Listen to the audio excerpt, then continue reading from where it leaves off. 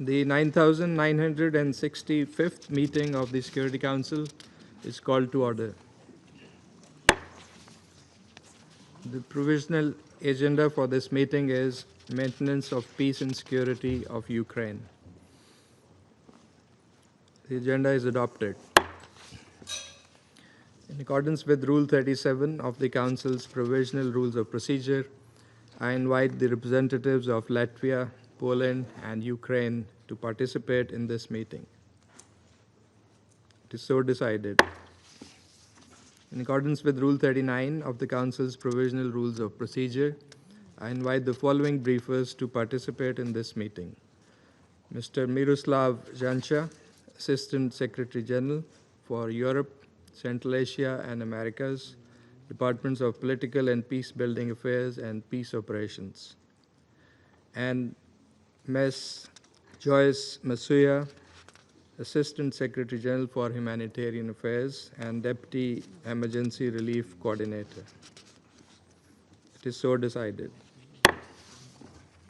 In accordance with Rule 39 of the Council's Provisional Rules of Procedure, I also invite His Excellency Mr. Stavros Lambrinidis, Head of the Delegation of the European Union to the United Nations, to participate in this meeting. It is so decided. The Security Council will now begin its consideration of item 2 of the agenda. I now give the floor to Mr. Miroslav Jancha.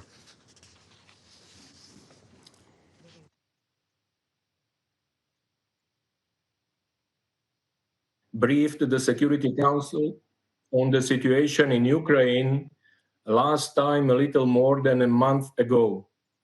Since then, the daily barrage of Russian missiles and drones against Ukrainian cities and towns has continued to intensify with devastating consequences for the civilian population. According to the Office of the High Commissioner for Human Rights, OHCHR, in June, civilian casualties in Ukraine reached a 3-year high. In the first half of the year alone, 6,754 civilians were killed or injured. According to Ukrainian authorities, so far in July, the Russian Federation has launched at least 5,183 long-range munitions against Ukraine, including a record number of 728 long-range drones on 9 July. In recent weeks, the capital city of Kyiv and the historic port city of Odessa have been especially heavily impacted by the daily attacks involving massive swarms of hundreds of drones and dozens of missiles. And while frontline areas of Kherson, Zaporizhia, Sumy, Kharkiv, Dnipropetrovsk, and Donetsk regions of Ukraine remain particularly dangerous for civilians, nowhere is safe in Ukraine.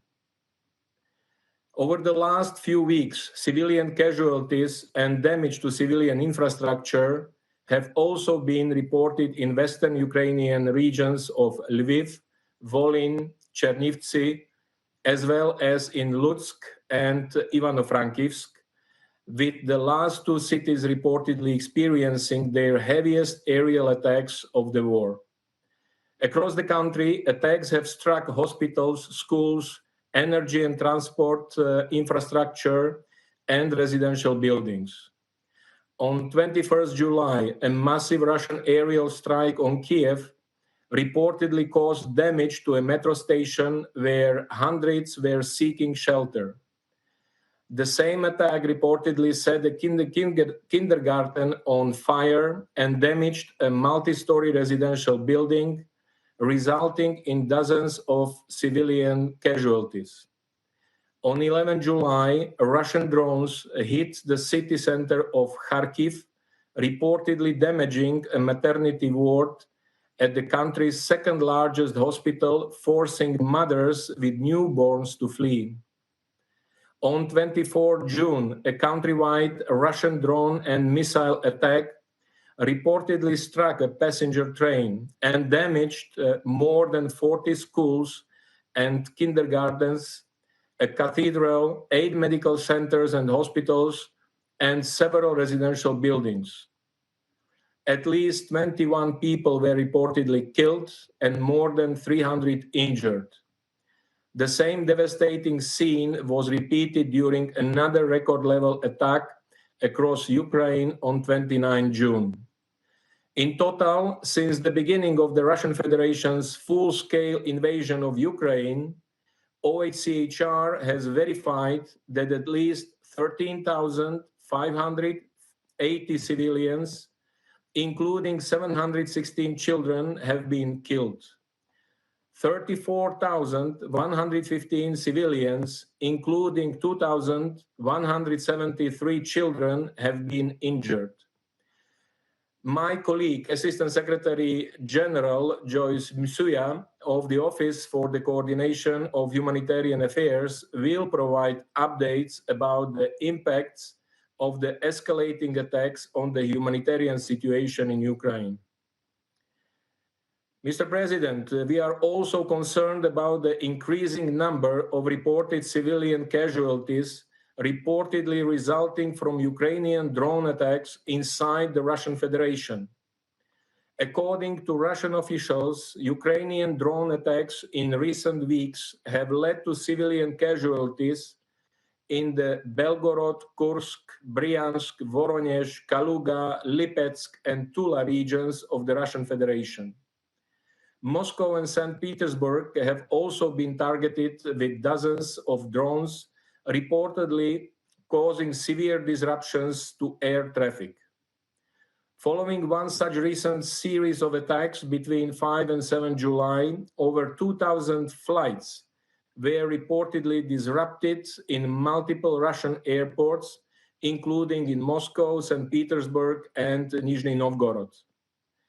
The United Nations, however, is not in a position to verify these reported incidents in the Russian Federation, including any reports of civilian casualties.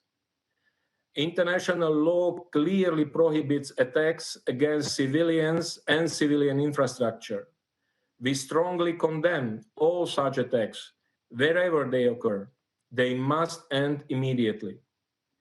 Mr. President, the intensified aerial attacks and fighting on the ground continue to pose a significant threat to the safety and security of Ukraine's nuclear sites.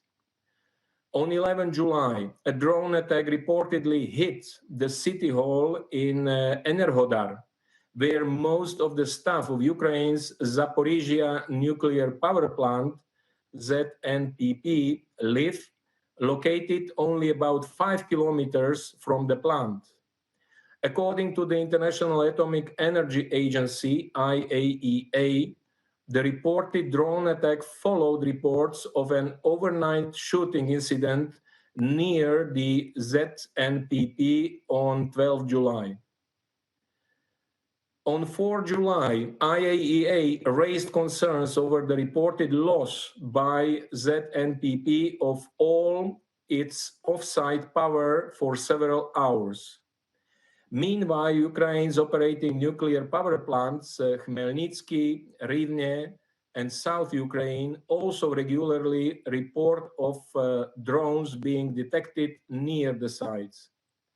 These latest incidents underline the fragility of nuclear safety and security during the war and the need to ensure sustained attention to this issue. We continue to urge the sides to act responsibly. Any nuclear incident must be avoided at all costs. Mr. President, already at the end of last year, the total cost of reconstruction and recovery in Ukraine was assessed at $524 billion over the next decade. The most recent escalation of attacks is quickly adding to this toll.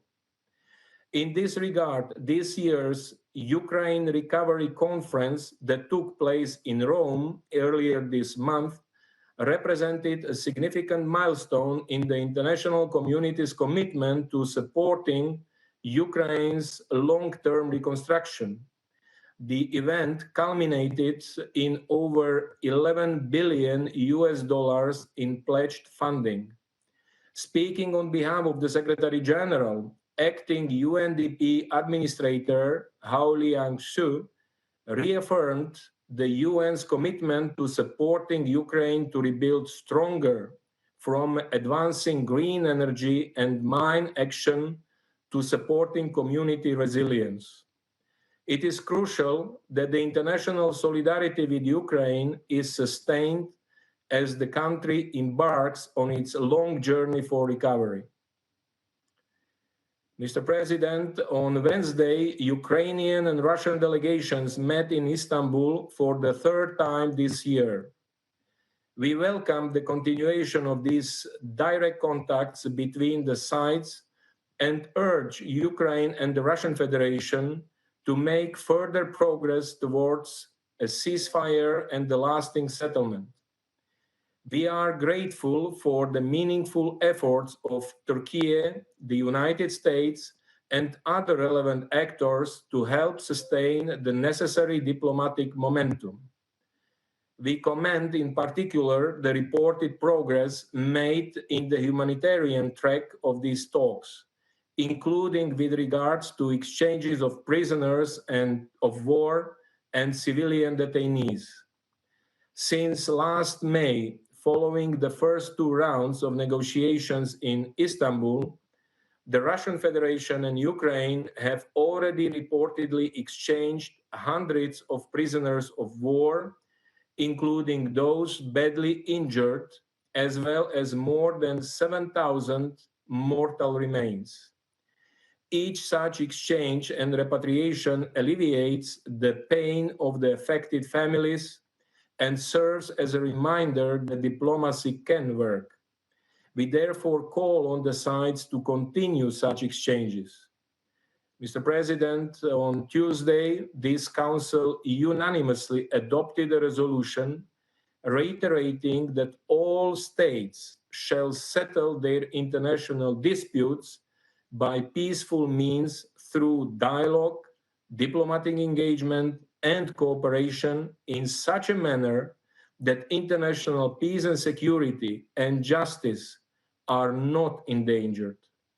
The resolution also underscored the importance of the full, equal, and meaningful participation of women and meaningful participation of youth in dispute resolution efforts. As the Secretary General stated during that meeting, diplomacy may not have always succeeded in preventing conflicts, violence, and instability, but it still holds the power to stop them.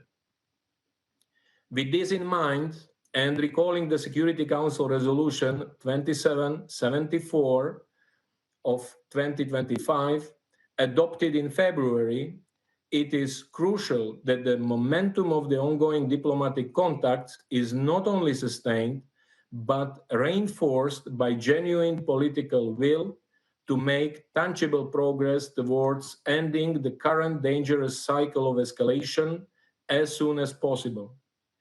The heartbreaking and rising human toll of the past nearly 3.5 years of war underscores the urgency of a complete, immediate, and unconditional ceasefire as the first step towards a just and lasting peace.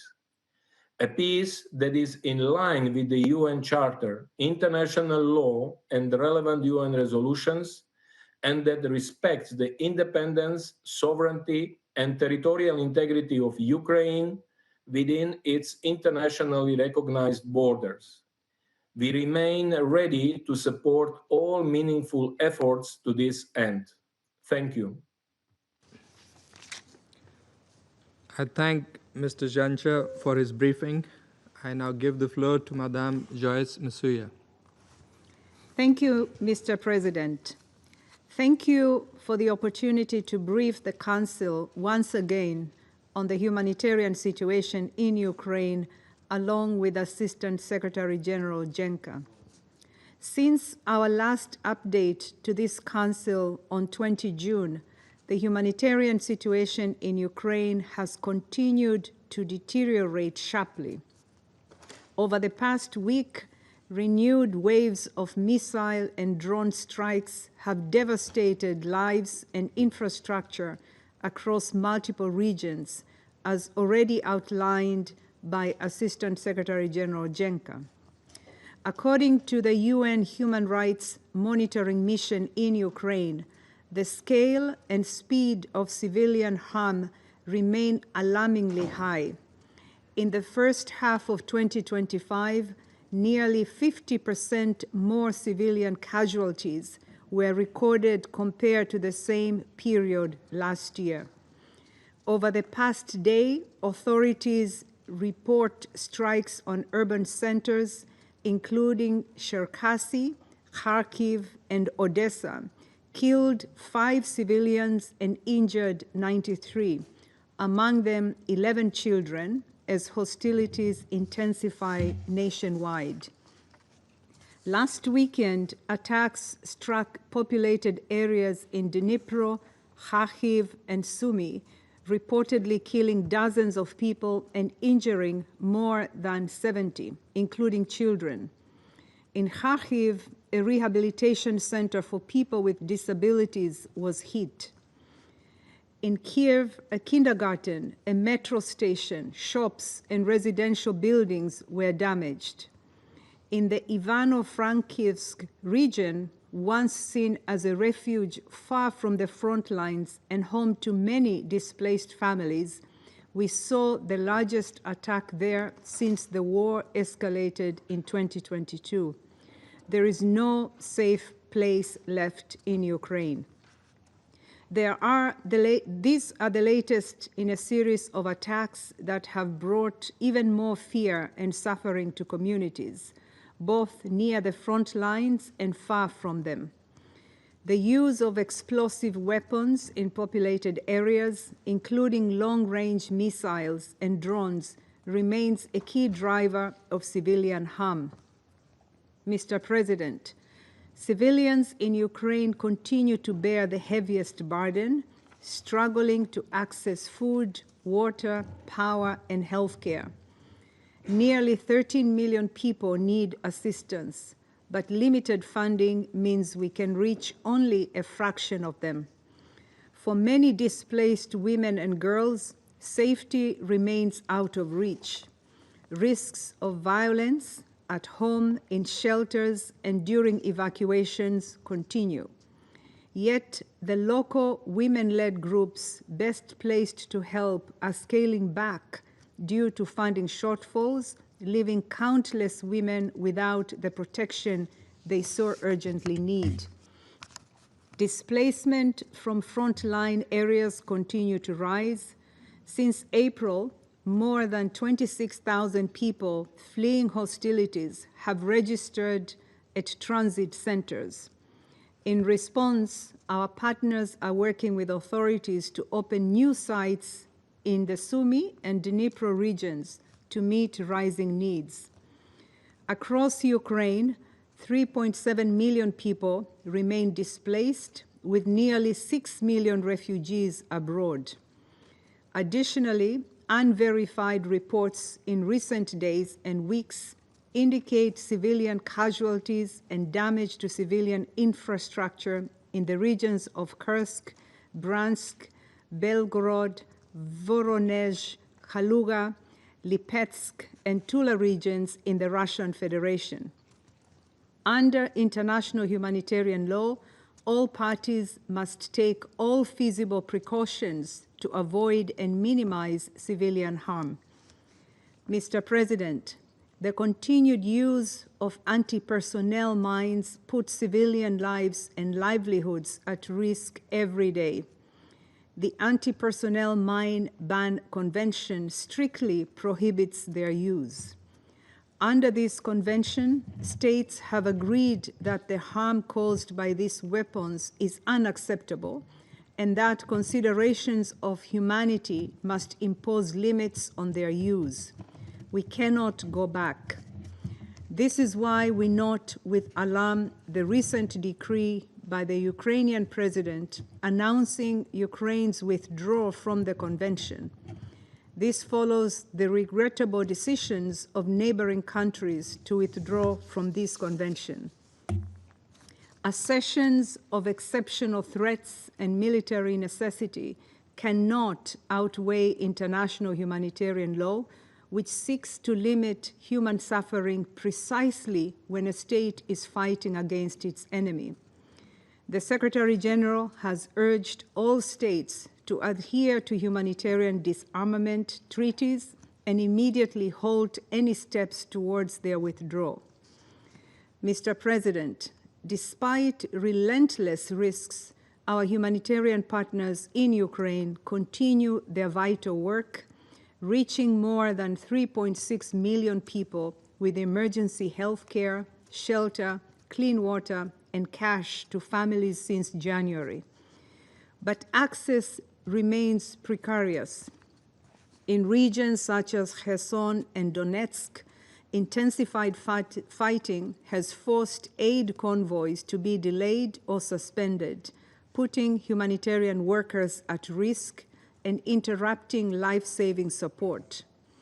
We remain committed to ensuring all necessary arrangements are in place to reach people in need safely and without obstruction.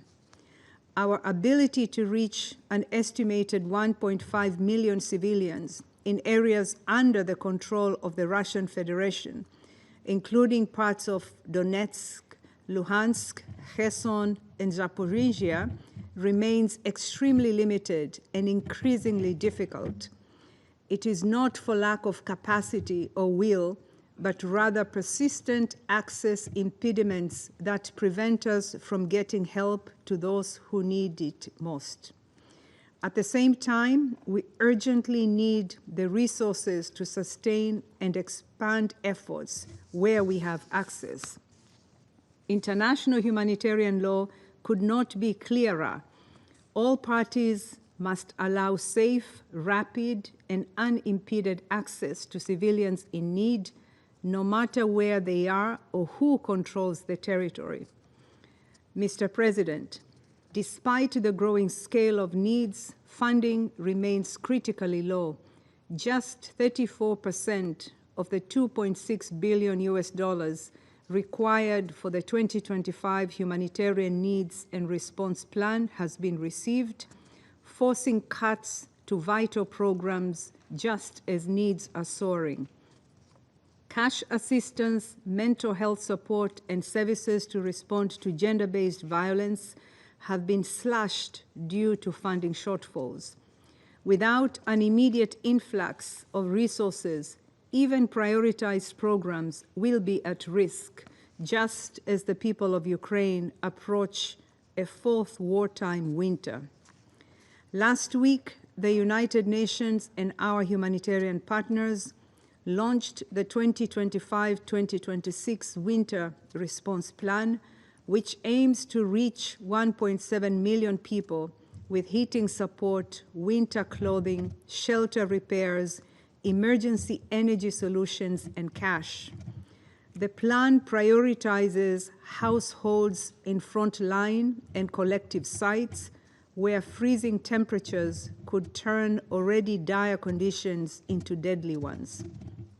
We urge member states to act now so that emergency supplies are in place before winter hits and conditions make it far harder to reach those in need.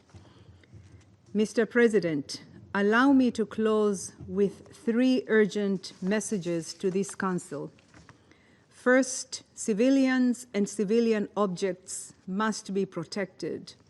The scale of civilian death and injury and the destruction to homes, schools, hospitals, and displacement centers must stop. Disproportionate and other indiscriminate attacks are strictly prohibited. Second, ensure humanitarian access. All parties must facilitate safe, rapid, and unimpeded access to civilians in need wherever they are. The Council and all member states must exert their influence to ensure civilians are protected and humanitarians can reach those in need. Third, support the response. Ukrainians cannot afford delays or donor fatigue.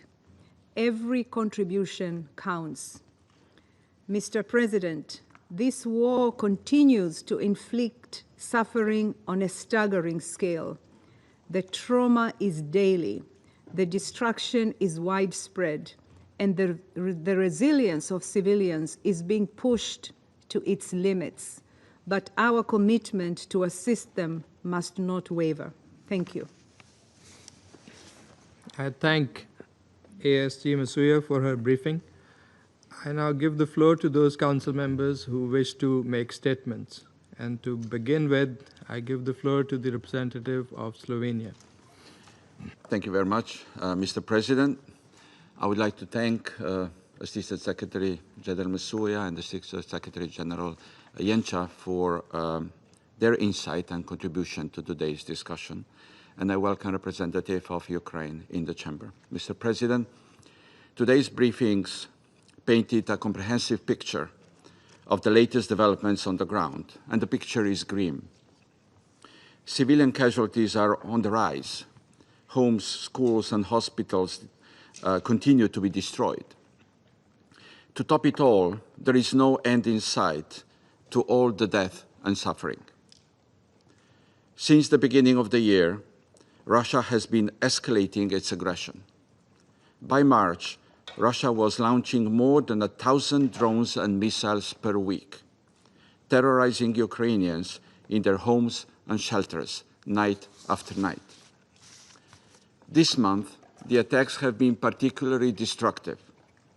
They culminated on the 9th of July, when Russia launched its largest ever aerial attack, using more than 700 drones and missiles. This vividly illustrates the accelerating pace of the escalation. This month alone, Russia has launched more than 5,000 drones and missiles. The ramped-up aerial attacks have a devastating impact on the civilian population, as we heard. As the briefers pointed out, the numbers of civilians killed or injured have been rising sharply in the first half of 2025. In fact, June was the deadliest month for Ukrainian civilians in 3 years. In addition to all this, civilians across Ukraine are each day exposed to arbitrary detentions, torture, executions, and sexual violence. These acts are an obvious violation of international humanitarian law. Slovenia condemns the aggression and the latest escalatory steps, Mr. President. Slovenia welcomes all diplomatic efforts toward a just and lasting peace in Ukraine, including the latest meeting between the two countries held last Wednesday. We welcome the agreement on the POW exchange in this regard. However, the outcomes of both previous and recent talks remain insufficient. Instead of genuine peace talks, we are witnessing a surge in drone production. Instead of respect for international law, more and more armaments are being procured, including from countries under UN sanctions. Instead of reuniting families, Ukrainian children remain displaced and deported. Instead of a ceasefire, Ukrainian cities continue to burn. Mr. President, we are in a desperate need of a change of pace. We need action to prevent further civilian deaths and finally make a decisive step on the path to peace, as implored by this Council last February. For months, we have listened to pleas of members of this Council for ceasefire. To little avail. Enough time has passed. This Council needs to act. We need a ceasefire resolution. I thank you. I thank the representative of Slovenia for the statement, and now give the floor to the representative of Denmark. Thank you, Mr. President. And I would also like to thank Assistant Secretary Jenša and Assistant Secretary General Masuya for their briefings. Colleagues, we are once again gathered in this chamber to address Russia's ongoing illegal war of aggression against Ukraine, a war that continues to escalate in intensity as the Russian Federation persists in its aggression against its sovereign neighbor with increased ferocity. Mr. President, allow me to make 3 key points. First, in recent weeks, we have witnessed the most severe attacks against civilians across Ukraine in over 3 years. A relentless and sustained Russian blitz of drones, missiles, and bombs has inflicted death, destruction, and despair. Kyiv has been subjected to intense overnight missile and drone attacks. Since then, several other regions, including Dnipro, Kharkiv, Kherson, Odessa, Sumy, and Vinnytsia, also came under heavy attack. Deliberate assaults continue to be launched against civilian targets, from residential blocks and hospitals to shopping centers and other critical infrastructure. Nowhere is safe for Ukraine's civilians. In the last week alone, at least 20 civilians have been killed and more than 100 injured, including several children. Russia's claim that its armed forces only attack military targets is nothing more than this distortion of the truth.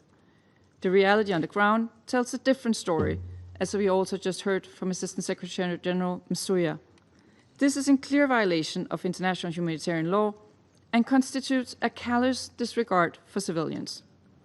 Second, Mr. President, Russia's disregard for international law is having an outside impact on children who suffer some of the gravest consequences.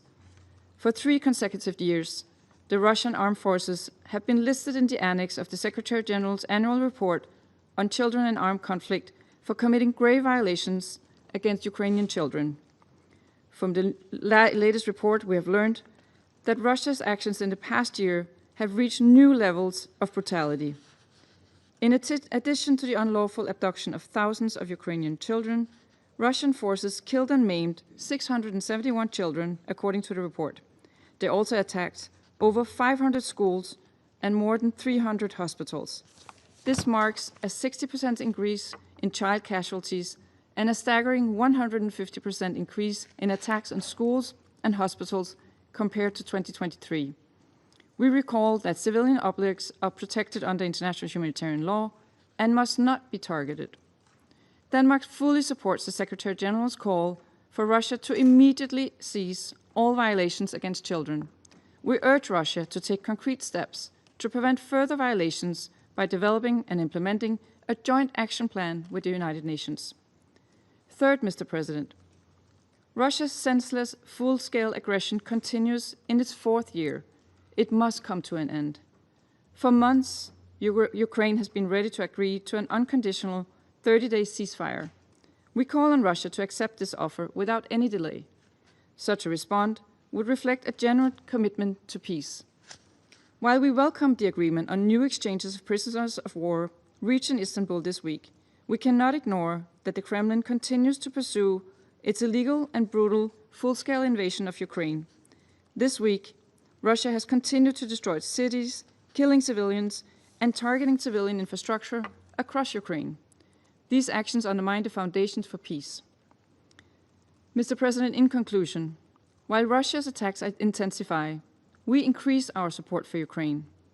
We reiterate our call for a just, sustainable, and lasting peace in line with the purposes and principles of the UN Charter. We have reaffirmed the sovereignty, territorial integrity, and political independence of Ukraine. Denmark will continue to stand with Ukraine for as long as it takes, until the Ukrainians can once again live in peace and freedom in their own country. I thank you. Thank the representative of Denmark for the statement, and I'll give the floor to the representative of France. Merci. Thank you, President. At the outset, I would like to thank ASG Miroslav Zhenka and ASG Joyce Msuya. Thank you for your briefings, which recalled the gravity of the situation. President, a week ago, President Zelensky said once again that he was prepared to partake in direct peace talks with the Russian president. What was Russia's response? Massive strikes on Ukrainian cities, very far from the front line, and this between the 20th and 21st of July. Our Minister of Foreign Affairs, Jean-Noël Barrot, arrived in Kiev just a few hours later to reiterate our determination to increase pressure on Russia and to give Ukraine the means to defend itself. This is what we're doing together with the European Union. By systematically attacking civilian targets and essential infrastructure, essential for daily life, Russia is trying to sow fear and discord in Ukraine. Unable to break through the front line for over 3 years now, Russia is trying to break the rearguard. Russia must understand that this strategy of massive and systematic violation of international humanitarian law and the Geneva Conventions is not only illegal, what's more is it's useless. Russia will not manage to erode the morale of the Ukrainian people, and France would like to commend Ukraine's resilience and courage. France is also systematically targeting energy infrastructure. It is compromising without hesitation nuclear safety and security.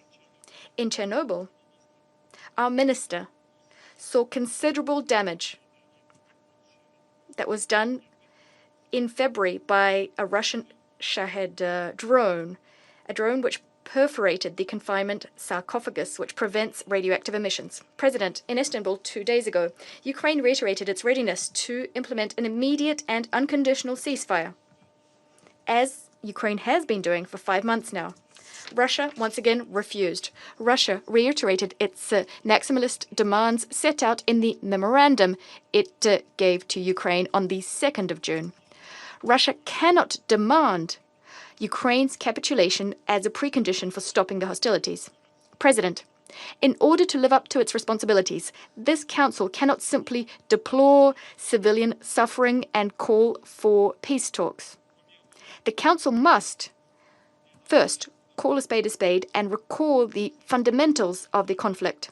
Faced with Ukrainians' aspirations to liberty and democracy, it is Russia which on 2 occasions invaded Ukraine in 2014 and 2022, and this in flagrant violation of the Charter. Second, the Council must condemn violations of international humanitarian law and human rights law, violations committed by Russia. We must call on it to put an end to this. Indiscriminate attacks against civilians constitute war crimes. Third, the Council must address its appeals to Russia, its appeals for an end to the fighting. It is Russia which can immediately put an end to this war of aggression and accept a ceasefire. Fourth, we must tirelessly recall that peace, in order to be lasting, must respect international law. Negotiations will only be effective if Russia accepts these negotiations in good faith and if it agrees to respect the independence, the sovereignty, and the territorial integrity of Ukraine.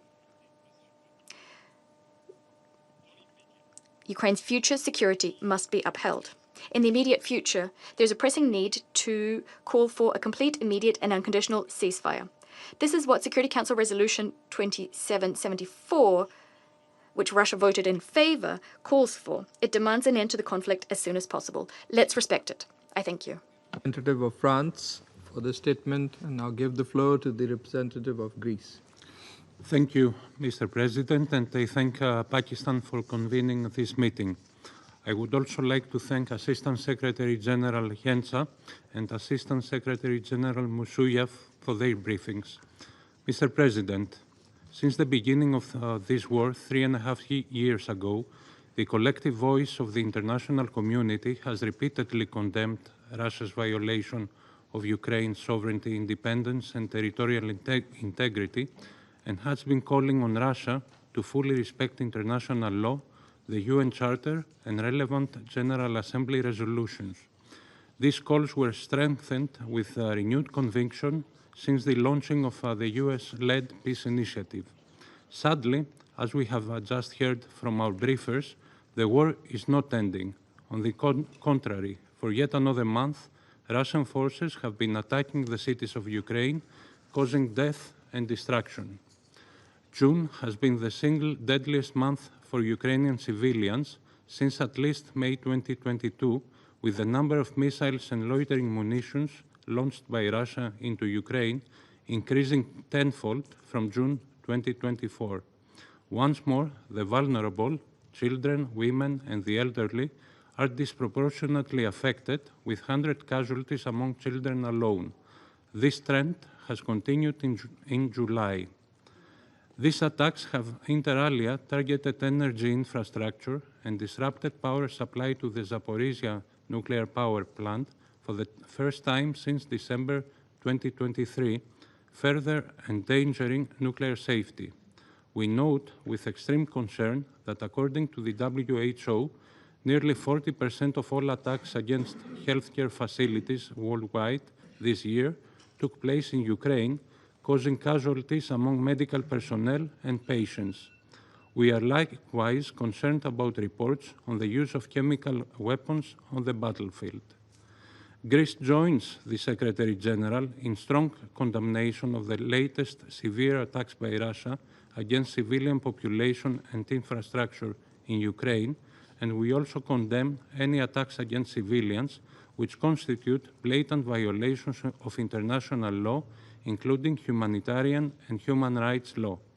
Mr. President, this year's annual report of the Secretary General on Children and Armed Conflict verified a 105% increase in grave violations against the children of Ukraine, identifying for the third consecutive year the Russian armed forces and affiliated armed groups as responsible for these violations. These findings are compounded by this year's recently released Council of Europe's report on the human rights situation in the territories of Ukraine temporarily occupied by Russia, which demonstrates that Russia's war of aggression has continued to lead to immense human suffering. Mr. President, ensuring accountability is both a prerequisite for peace and a deterrent for further war. On that front, Greece welcomes the July 9th ruling of the European Court of Human Rights, in which the court held Russia unanimously accountable for flagrant and widespread abuses of at least 10 fundamental human rights in eastern Ukraine between 2014 and at least 2022.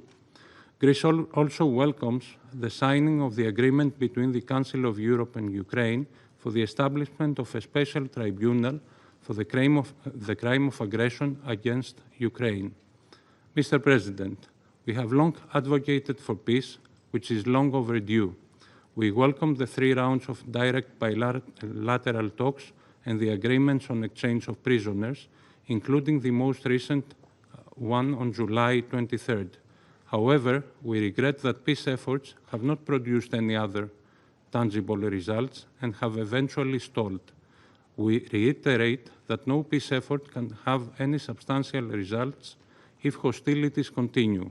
Therefore, it is imperative that any peace efforts should be approached in good faith, starting by agreeing to an immediate and unconditional ceasefire as the first step towards a comprehensive, just, and lasting peace, in line with international law and the UN Charter, and in full respect of Ukraine's sovereignty and territorial integrity. I thank you.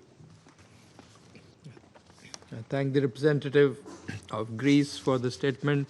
Now give the floor to the representative of the Republic of Korea. Thank you, Mr. President. At the outset, I also would like to thank ASG Yencha and ASG Msuya for their informative briefings and welcome the participation of Ukraine in today's meeting. Mr. President, as the war in Ukraine stretches beyond 1,250 days, the human, moral, economic, and geopolitical costs of this aggression continues to mount. Contrary to the hopes of many who yearns to escape from this dark tunnel, Russia is intensifying its relentless attacks, now deploying hundreds of deadly drones and missiles daily. Indeed, June marked the highest monthly civilian casualty toll in 3 years, with 32 killed, and 1,343 wounded. The humanitarian situation in Ukraine continues to deteriorate, and civilian suffering is deepening. We reiterate that such large-scale and indiscriminate attacks on civilians and civilian infrastructure constitute a clear violations of international humanitarian law. The Republic of Korea once again strongly calls for a full, immediate, and unconditional cessation of hostilities to prevent further civilian casualties. In this regard, we support the recent call by the United States to achieve a long overdue ceasefire within 50 days. And we urge Russia to respond to this call, one that has been echoed by nearly every other member of the international community. Now more than ever, as the casualties continue to mount and the war shows no signs of abating, the urgency for a ceasefire is undeniable. We have already witnessed the concrete benefits of such a ceasefire during another major ongoing conflict. Although the humanitarian situation in Gaza remains dire today, earlier this year, during the fleeting ceasefire in Gaza, humanitarian conditions on the ground markedly improved. Hundreds of aid trucks were able to enter Gaza, delivering much-needed food, medicine, and other humanitarian supplies to suffering Palestinians. This clearly demonstrates that an immediate halt to hostilities is not merely symbolic. It is a vital step toward alleviating civilian suffering and creating the necessary space for diplomacy. On another front, we also take note of the third round of talks recently held between Ukraine and Russia in Istanbul to seek an end to the conflict and bring about sustainable peace. We do not expect a miraculous breakthrough from just a few meetings.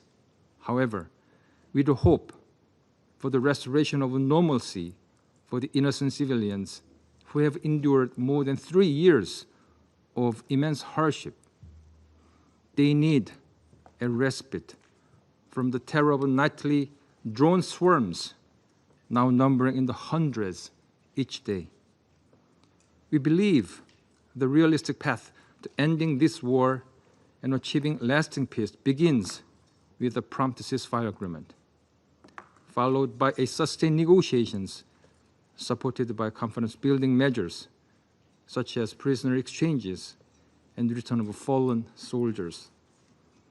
These efforts must not be used to buy time for destructive or territorial ambitions, but instead must reflect the genuine political will to end this war. Mr. President, a major obstacle to achieving these goals lies in the ongoing military cooperation between Russia and the DPRK. Despite repeated condemnations from the international community, this illicit collaboration has been prolonging the war in Ukraine by enabling the large-scale transfer of ammunition, artillery, and missiles from the DPRK to Russia, as well as the deployment of North Korean troops in a flagrant violation of the UN Charter and relevant Security Council resolutions. Moreover, such cooperation poses grave risks to the security of the Republic of Korea and to regional stability. Potential military assistance and technological transfer from Russia to DPRK represent a serious and growing threat to the safety of the Korean people and to broader peace in Northeast Asia.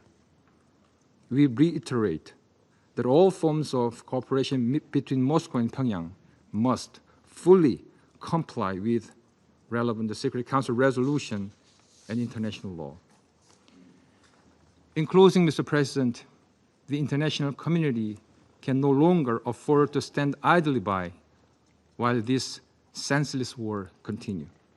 This is why we must come together, raising a united voice to demand an immediate ceasefire and pursue a just and lasting peace.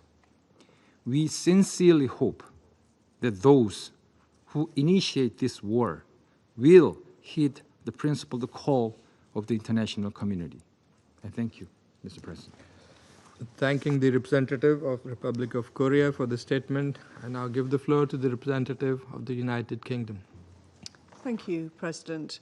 And I'd like to thank ASG Yanka and ASG Monsieur for your informative briefings today. Colleagues, the world has rallied around President Trump's call for an immediate and unconditional ceasefire. Ukraine has agreed, and we echo that call again today. Yet week after week, night after night, we see the number of Russian assaults grow. June was the deadliest month yet, and July is on track to be even deadlier.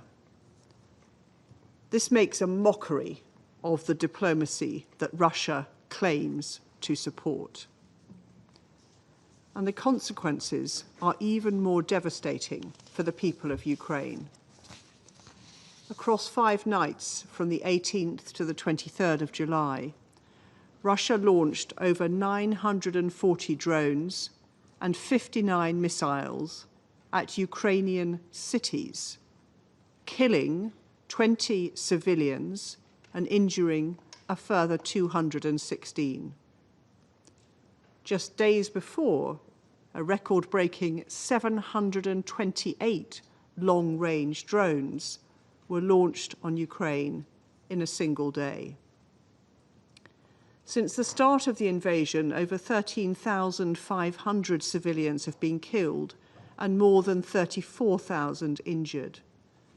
This includes more than 200 children killed or injured since March alone. We cannot allow ourselves to become desensitized to these figures. Behind each Russian strike, there is a person, a family, a community whose lives have been torn apart by Russia's brutal military invasion. The Síguenos are one such family. On the 5th of June, as a Ukrainian firefighter arrived at the scene of a Russian attack on Chernihiv, he discovered that his wife, his daughter, and his grandson had all been killed. His grandson was only a year old. 3 generations lost to cold-blooded Russian brutality in just one night. This is not an isolated incident. Families like the Síguenos are being torn apart across Ukraine and have been since February 2022. Russia has a clear and unqualified obligation to uphold the UN Charter. Russia also has an obligation to respect the Geneva Conventions and to the protection of civilians under international humanitarian law. There is simply no justification for brutal aggression like this. The reality is clear. Ukraine, a country illegally invaded by Russia, continues to show its commitment to peace. But President Putin prefers war. He is shunning diplomatic efforts made in good faith to bring an end to this horror, a horror of his own making. There is no ambiguity about what needs to come next. It is time for Russia to stop prevaricating and agree to an immediate and unconditional ceasefire as the first step towards a just and lasting peace. I thank you. I thank the representative of the United Kingdom for the statement. I now give the floor to the representative of Guyana. Thank you, Mr. President, for convening today's meeting. I would also like to thank Assistant Secretaries General Yencha and Masuya for the updates provided and for their work. In the 33 days that have elapsed since our last meeting on this topic, the situation on the ground has gotten considerably worse. The continuation of intense fighting in several regions and escalated attacks on civilian infrastructure continue to devastate civilian lives and drive displacement in Ukraine. Meanwhile, nuclear safety and security remain under threat, with the IAEA reporting yesterday that their team at the Zaporizhzhia nuclear power plant continues to hear shelling, explosions, and gunfire almost every day. Earlier this month, the site's training center was targeted in a drone strike, resulting in damage to its roof.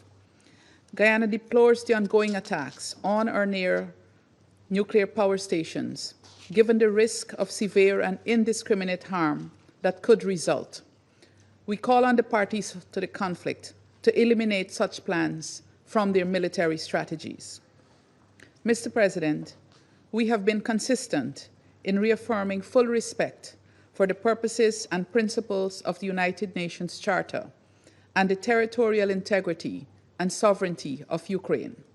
Likewise, we have also been consistent in calling for a peaceful end to this war. We welcome the talks that have taken place in Istanbul and join fellow Council members in welcoming the recent agreement for another round of exchanges of prisoners of war. Nevertheless, we have noted that these periods of progress continue to be interrupted by increased attacks and heightened rhetoric. We urge the parties to ensure that progress is sustained by prioritizing the protection of civilians, fulfilling their international legal obligations, and ultimately agreeing to end this war peacefully and definitively.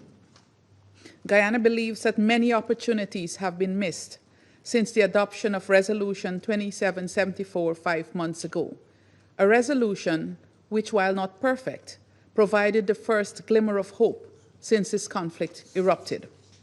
5 months on, it appears as if the main obstacles standing in the way of peace are the absence of firm political will and an unwillingness to compromise and find common ground. Meanwhile, the civilian death toll continues to mount, and many more lives are devastated and put on pause. We call on the parties to engage in good faith and to bring an end to the suffering of the millions of men, women, and children. This includes those displaced from their homes and mourning the loss of loved ones in both Ukraine and Russia. Guyana further reiterates its call for the Russian Federation to immediately withdraw its military forces from the internationally recognized territory of Ukraine and to comply with its obligation under international humanitarian law to facilitate unhindered humanitarian access to those in need in the temporarily occupied territories. Mr. President, colleagues, it may be tempting, I'm sure, to imagine that one party will emerge victorious from this conflict. However, with nearly 50,000 civilian casualties reported to date and an unprecedented humanitarian crisis emerging, there will be no winners in this war.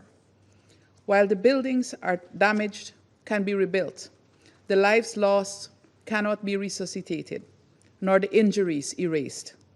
But one thing remains clear: a call for peace is always relevant, and the choice of peace is never too late.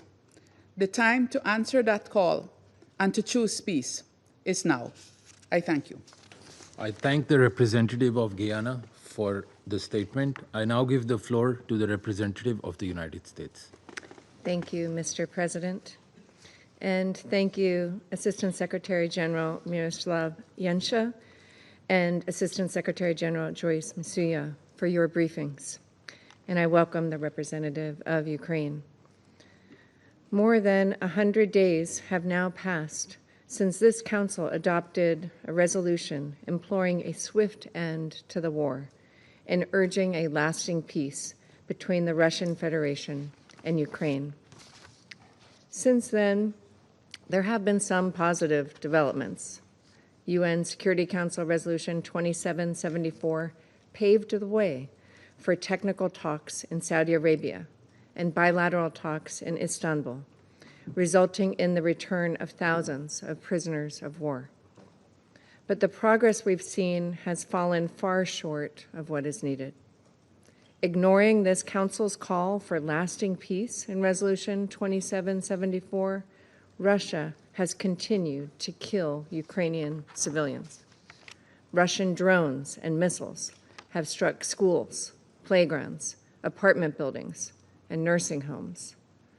Russia has deployed thousands of DPRK troops to its front lines and sent tens of thousands of Russian soldiers to die on the battlefield just to gain a small amount of ground. Mr. President, colleagues, the war, killing, and destruction must end. As President Trump has repeatedly stated, there is no military solution to this conflict. On July 14th, the President of the United States put Russian President Putin on notice to agree to a peace deal within 50 days. If Russia does not agree within that time frame to stop the attacks, the United States is prepared to take further measures. Additionally, we again urge all countries, including China, to stop exports to Russia of dual-use goods that contribute to Russia's war industrial base and enable its drone and missile attacks against Ukraine. Beijing's claim to have implemented strong export controls on dual-use goods falls apart in the face of daily recovery of Chinese-produced components in the drones, weapons, and vehicles that Russia uses against Ukraine. Mr. President, now is the time for all UN member states to do our part to bring this war to an end. I thank you. I thank the representative of the United States for the statement. I now give the floor to the representative of Somalia. Mr. President, I wish to express my appreciation to ASG Yanka and Masuya for their briefing. My delegation remains gravely concerned by the continued deterioration of the humanitarian and security situation in Ukraine. The latest developments only reinforce the urgency and the complexity of the crisis before us. In that regard, I would like to make the following points. First, we are deeply troubled by the ongoing escalation of attacks impacting civilians and essential civilian infrastructure.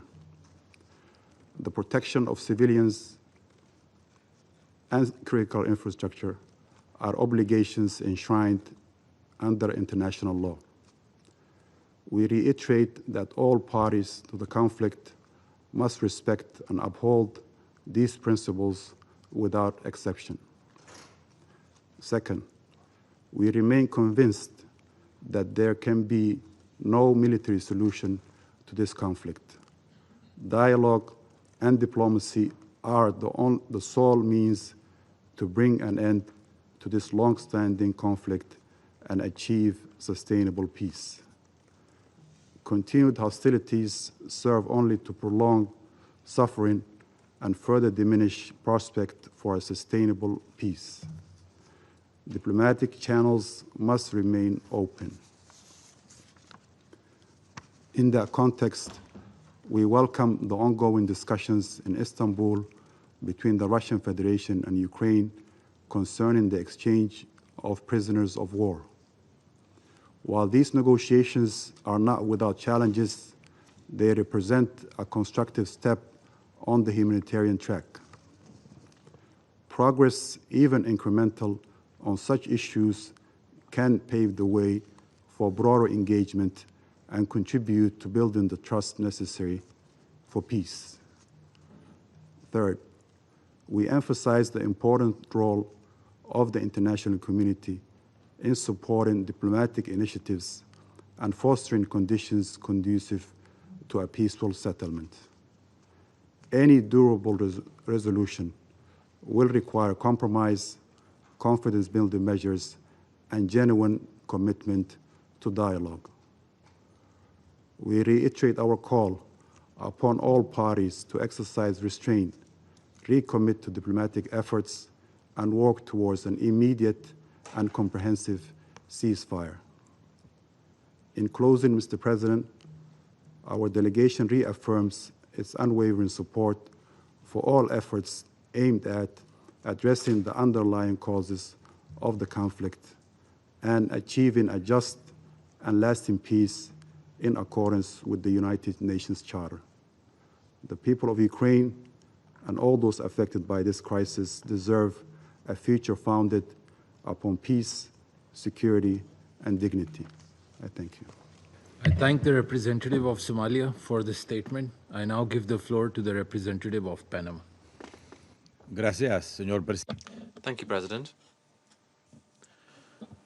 Panama regrets the air accident that occurred yesterday in the Russian Federation, and we'd like to extend our condolences to the relatives of those who lost their lives, as well as the people and government of Russia. President, we welcome the convening of this briefing and the timely participation of Mr. Yencha, ASG, and Ms. Msuya, ASG. They have provided us with detailed information about the humanitarian situation and security situation in Ukraine. Panama continues to be deeply concerned by the prolonged war in Ukraine. It is alarming that this conflict, with its devastating humanitarian consequences, has become a regular item on our agenda. We should not allow violence to lose its ability to move us, nor for the normalization of suffering to be imposed upon our collective responsibility. Like in any conflict, those who are most affected, those who bear the brunt, are those who have the least responsibility, that is to say civilians who only wish to live in peace. This reality should compel us to ask ourselves, have we really learned from the tragedies that characterize the 20th century? Attacks on schools, hospitals, critical infrastructure, an increasingly vulnerable population, physically and emotionally exhausted. All of this cannot and must not be normalized. The detailed reports that Mr. Yencha and Ms. Msuya have provided us today clearly show with eloquent figures the lamentable effects of the attacks and the collective and individual tolls of the attacks on civilians, as well as human displacement and the deterioration of the humanitarian situation. And this is in addition to the increasing cost of the reconstruction of Ukraine. All of these are sad consequences of the conflict, which, rather than winding down, continues without any prospect of a solution. We do not think enough about the victims of the fighting, and the reports have shown that approximately 950,000 Russian soldiers have died or have been injured, and some 400,000 Ukrainian soldiers have died since the conflict erupted. Every day that passes without our acting deepens the collective trauma and erodes the minimal bases of the social contract. We cannot allow fear and despair to prevail over security and dignity.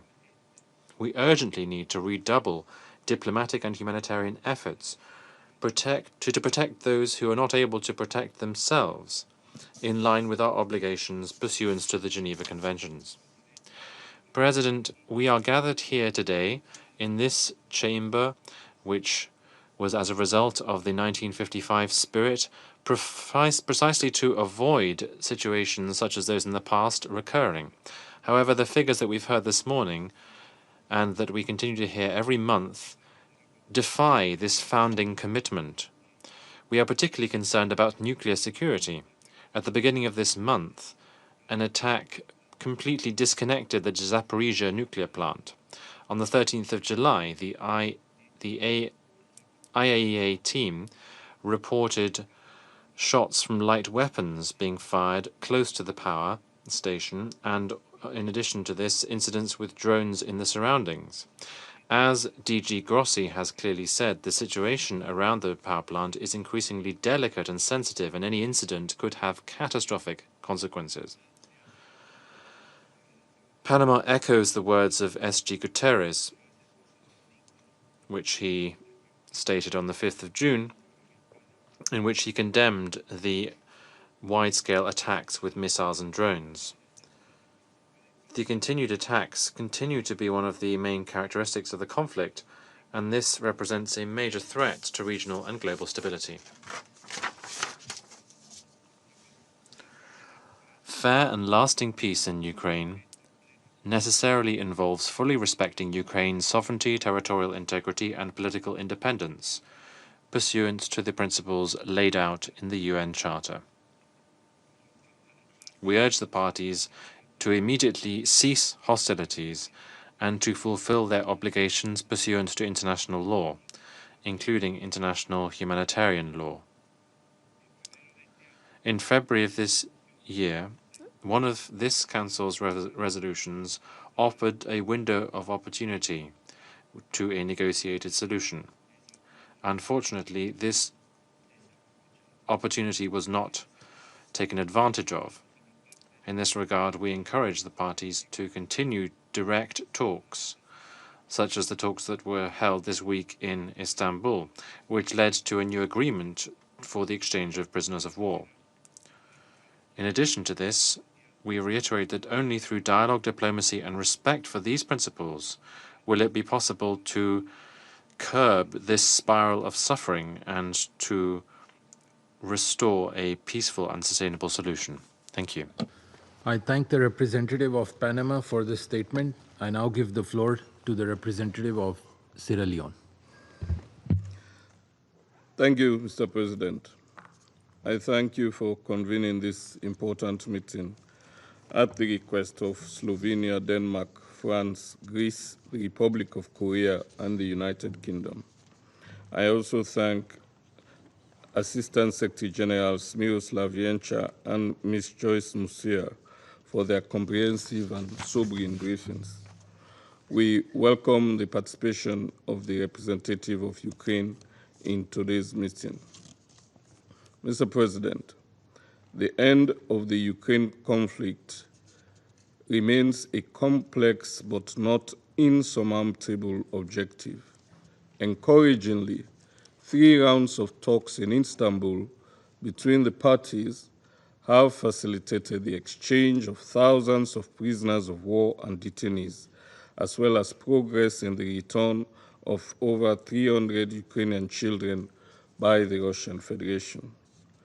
While a ceasefire agreement remains elusive, such confidence-building measures, alongside the reported intention to establish joint working groups to regularly address political, humanitarian, and military dimensions, offer signs of continued engagement through diplomatic channels. In this regard, we wish to make 3 key points.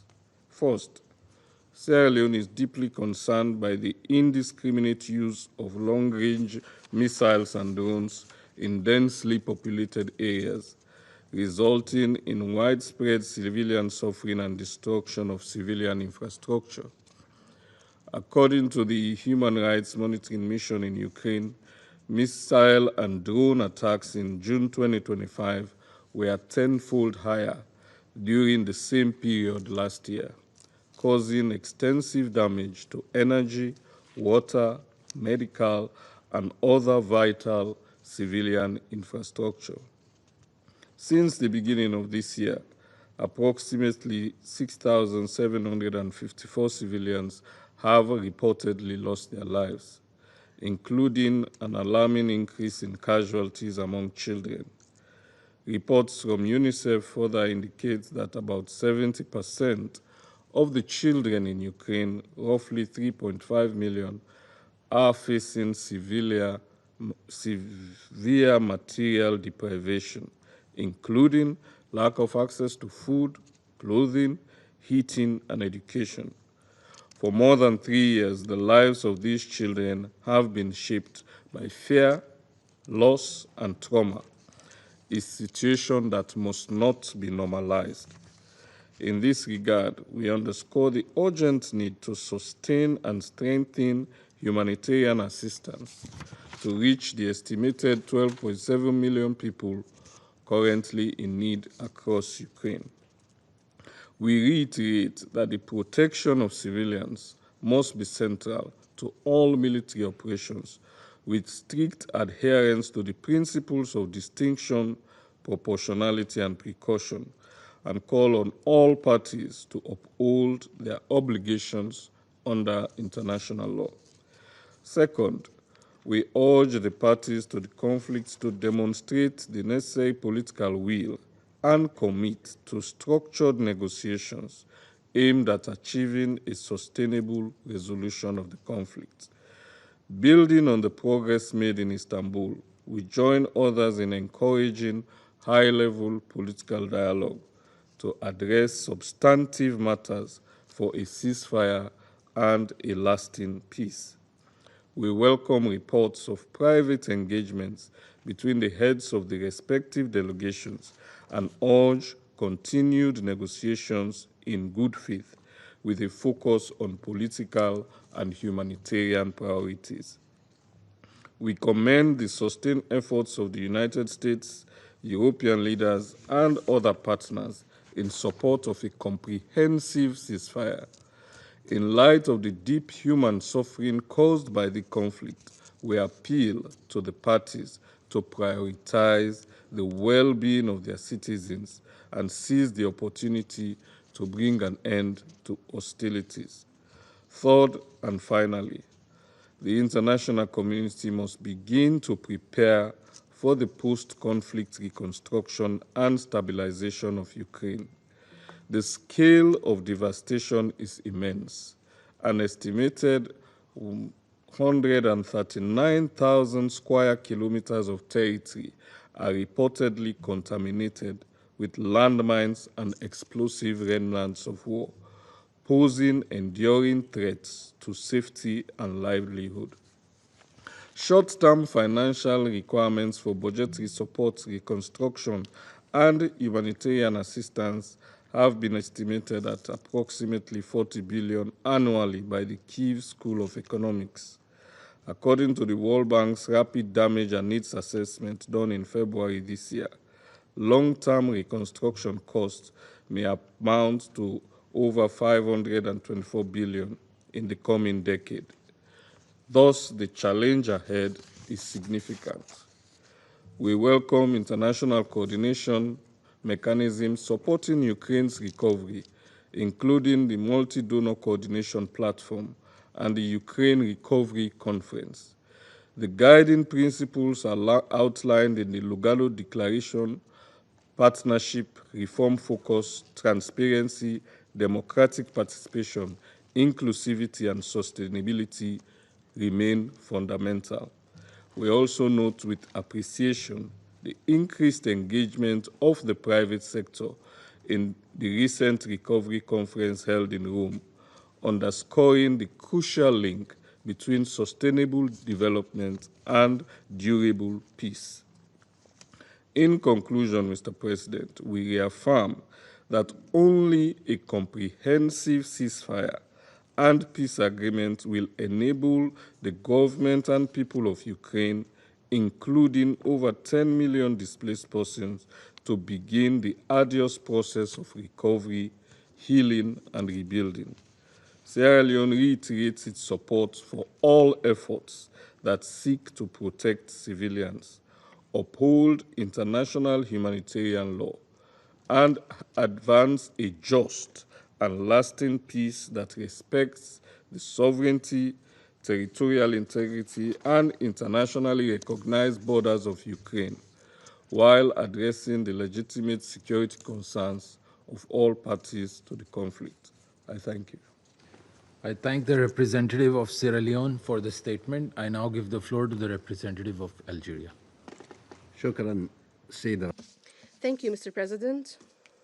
At the outset, I would like to thank Assistant Secretary General for Europe, Central Asia, and the Americas, Mr. Miroslav Vienka, and Assistant Secretary General for Humanitarian Affairs and Deputy Emergency Relief Coordinator, Ms. Joyce Msuya, for their valuable briefings.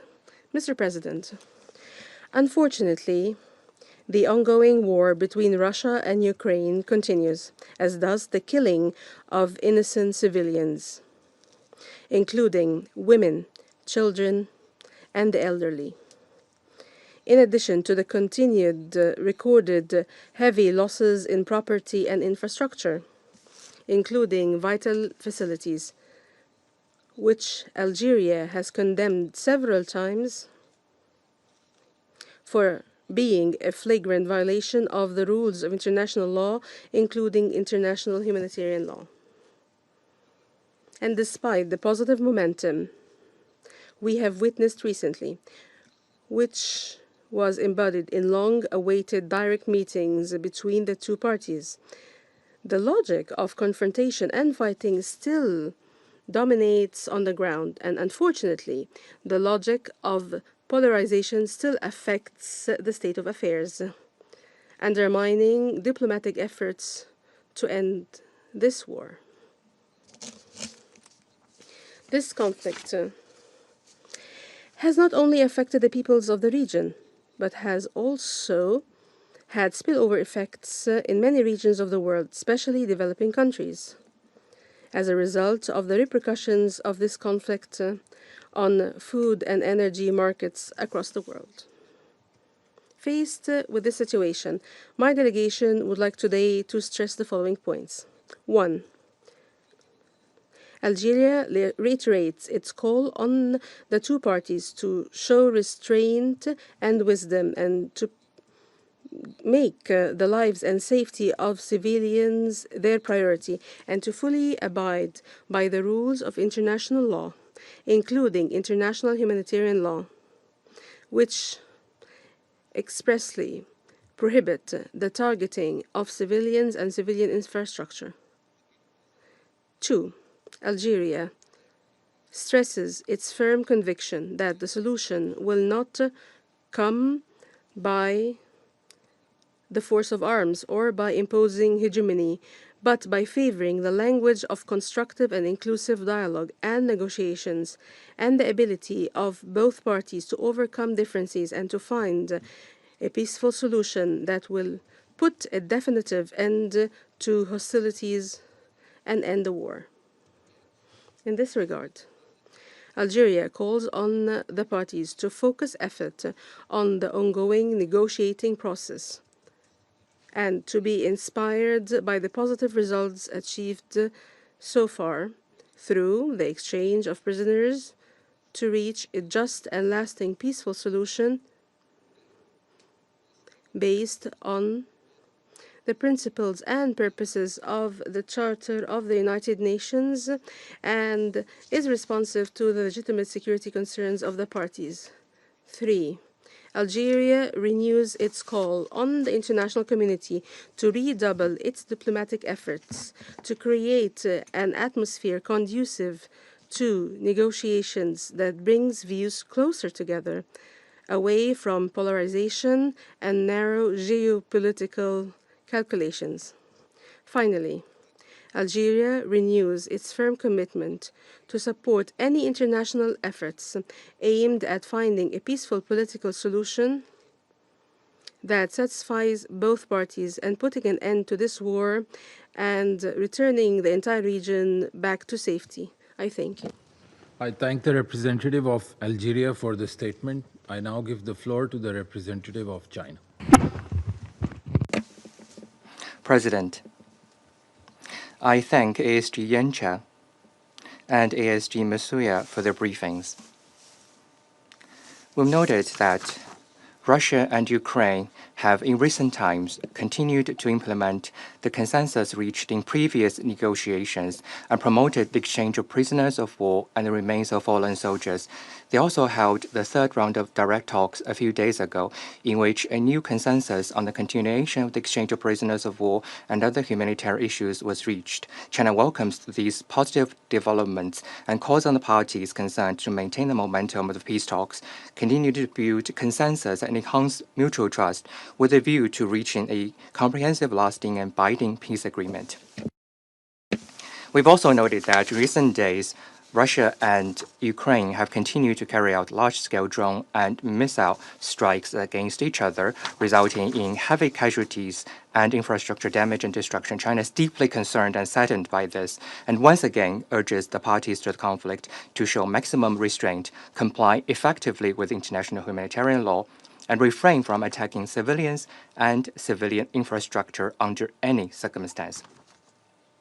It is imperative that the two sides make joint efforts to de-escalate on the battlefield at an early date.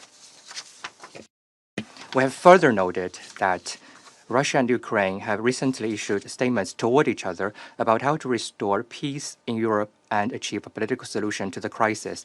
The major parties in the international community have also repeatedly released positive signals on dialogue, negotiation, and ceasefire, and continue to engage in diplomatic efforts for peace talks. China welcomes all efforts towards peace and encourages both Russia and Ukraine to continue to show political will and flexibility, while the international community continue to call for peace, build a consensus over peace, and carry out efforts for peace. All parties should jointly make practical efforts to promote a political solution to the crisis. President, China has always maintained an objective and impartial stance on the Ukraine issue and has been committed to promoting peace talks and political solution. We have been actively carrying out diplomatic mediation in accordance with 4 shoulds proposed by President Xi Jinping while maintaining effective communication with both Russia and Ukraine. We have initiated the establishment of Friends of Peace Group on the Ukrainian crisis with Brazil and other countries in the Global South in order to build greater synergy for a ceasefire and the realization of peace. China will, as always, play a constructive role in the political settlement of the crisis. President, I'd like to respond to the statement by the U.S. representative. As we've pointed out many times in the Council, China did not start the Ukraine crisis, nor is it a party to it. China has never provided lethal weapons to any party to the conflict and has always strictly controlled dual-use materials, including the export of drones. We urge the U.S. to stop shifting blames on the Ukraine issue or creating confrontation, and instead playing a more constructive role in promoting ceasefire and peace talks. What's more, President, I'd like to take this opportunity to say a few more words. This past Tuesday, when the Council held an open debate on the peaceful settlement of disputes, the U.S. representative took advantage of the meeting to attack and accuse China on the South China Sea issue. This past Thursday, when the Council held an open meeting on cooperation between the UN and the Organization of Islamic Cooperation, the representative of the U.S. once again started its provocation by slandering and smearing China on Xinjiang-related issues. Today, when we are considering the issue of Ukraine, the representative of the U.S. again started to spread false information and lies about China. Within a single week, the U.S. has made groundless accusations at China in the Security Council multiple times. They only prove that what the U.S. cares about is not maintaining international peace and security or promoting the political settlement of war or conflicts, but rather using this council to suppress and attack other countries and engage in political manipulation to serve its own agenda. As a permanent member of the council, the U.S. should be ashamed and disgraced by its own words and deeds. We urge the U.S. to change course at an early date and engage constructively in the work of the Council. Thank you, President. I thank the representative of China for the statement. I now give the floor to the representative of the Russian Federation. Thank you, President. To be frank, when we heard about this meeting on Ukraine being requested by our Western colleagues, there was a fleeting thought in our minds. We thought that the reason for this was the fact that at the start of July, we received a poignant letter from a group of Ukrainian political prisoners addressed to the Security Council President. Let me remind you that it was signed by well-known politicians, human rights defenders, civil servants, and MPs who are today prisoners of the Zelensky regime. For instance, Elena Berezhnaya, Vyacheslav Boguslayev, Vitaly Godina, Artem Dmitruk, Alexander Dubinsky, Oleg Kulinich, Miroslav Oleshko, Alexander Oleynikov, Yuri Rabucha. You all had an opportunity to read that letter and to see for yourself that the number of political prisoners in Ukraine runs into the thousands. Constitutional norms and laws are not being implemented. People are being put behind bars for, and here I quote, calling for peace and the holding of elections, for opposing the war between Slav peoples, for their political and religious convictions, for criticizing the forced mobilization, and for their active civil stance, end of quote. Ukrainian political prisoners are calling on the Security Council to achieve a repeal, and here I quote again, of all illegal sanctions imposed since the start of the war on Ukrainian citizens, for instance, unconstitutional and repressive means of political persecution, end of quote. So it's not just a letter, it's a cri de coeur. Now, back then, we didn't draw the Council's attention to this document to avoid giving our foes a pretext to try and portray all of this as Russian propaganda, as they always do in such cases.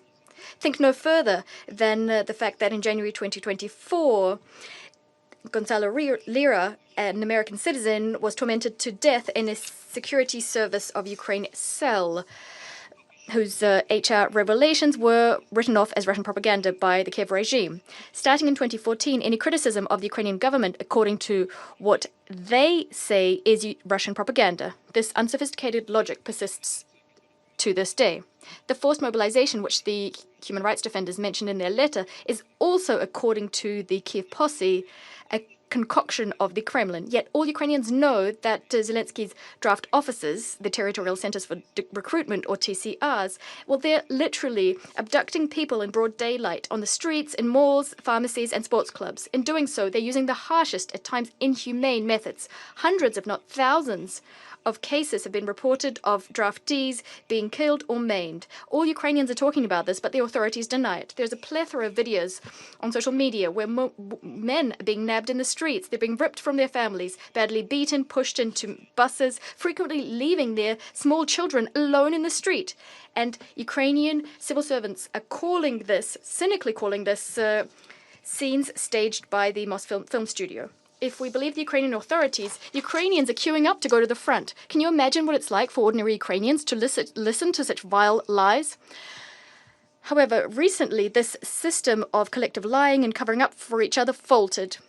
Staff at one such draft center in Transcarpathia, during one of their raids, seriously injured a 45-year-old man, József Szybentyev, an ethnic Hungarian who's a citizen of both Ukraine and Hungary. As a result, he ended up in hospital and died after a few weeks.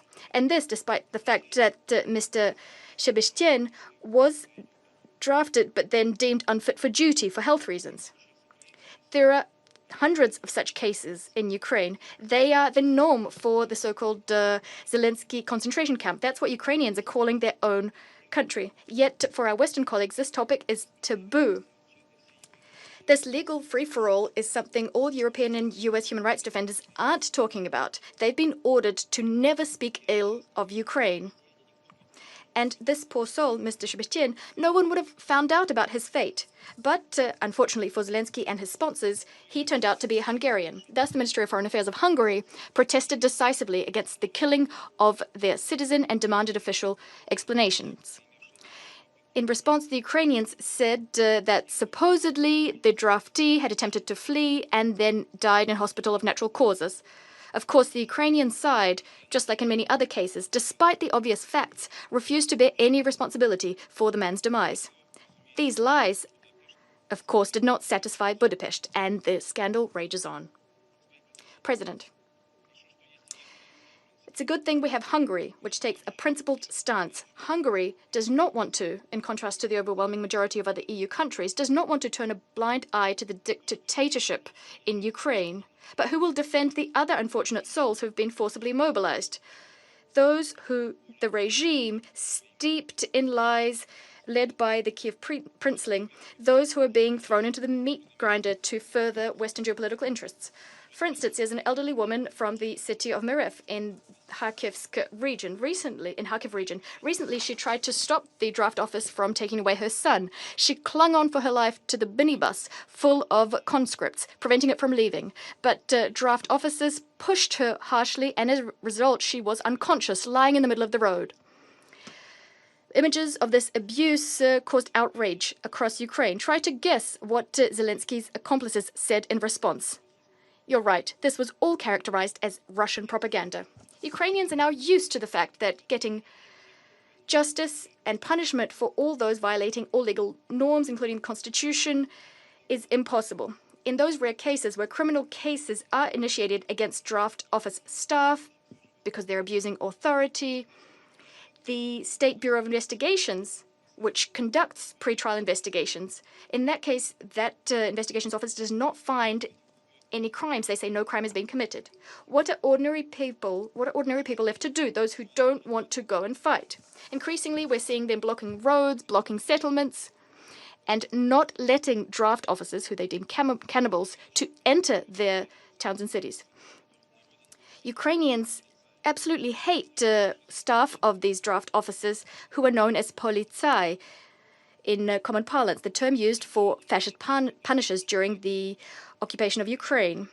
Hate and despair of Ukrainians has reached such a point that they're publishing and sending to the Russians the military coordinates of draft officers and celebrating when we strike them.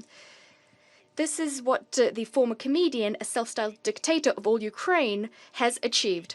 President, when preparing for today's meeting, we were expecting that Western cheerleaders of Ukraine will at last say that the persecution of canonical Orthodox Christians in Ukraine has reached such a high point. This, given the fact that on the 2nd of July, the Ukrainian president issued a decree stripping the primate of the Ukrainian Orthodox Church, Metropolitan Onufry, from stripping him of his Ukrainian citizenship on the basis that he supposedly has Russian citizenship, according to the Security Service of Ukraine, using pseudo-evidence.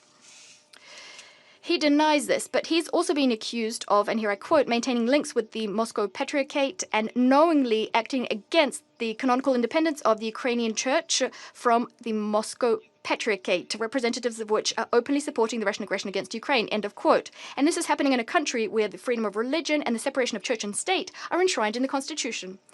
The medieval Inquisition could have learnt a lot from the Zelensky regime when it comes to persecuting dissent and witch hunts. As for our Western colleagues, they're averting their eyes in shame when we point out that these are the kinds of authorities they've given rise to in Ukraine. And today they said absolutely nothing, not a word about this outrageous situation I just mentioned. Something else our Western colleagues are silent on is another part of this witch hunt, which the Kiev princeling is engaged in of late. Having found out that anti-corruption structures independent from the president have prepared compromising material and criminal cases against Zelensky and his inner circle, he used his pocket parliament to ensure that this body now reports to the Prosecutor General's office, who answers to him, the president.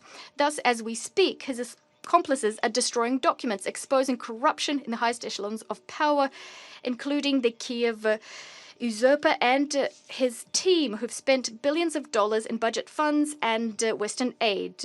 Now, having gotten their hands on this evidence, the evidence that exposes them, they're now backtracking, supposedly in response to a negative uproar in Ukrainian society and abroad. It's worth noting that the bodies that are being struck, the bodies that are being hit were initially set up under Western pressure, portrayed as an antidote to corruption.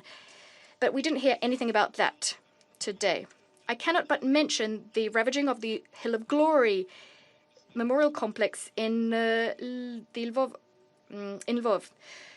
This can only be construed as desecration of the memory of countless victims of fascism who gave their lives fighting against Nazism. Timeless heroic deeds were done by them, by Soviet citizens.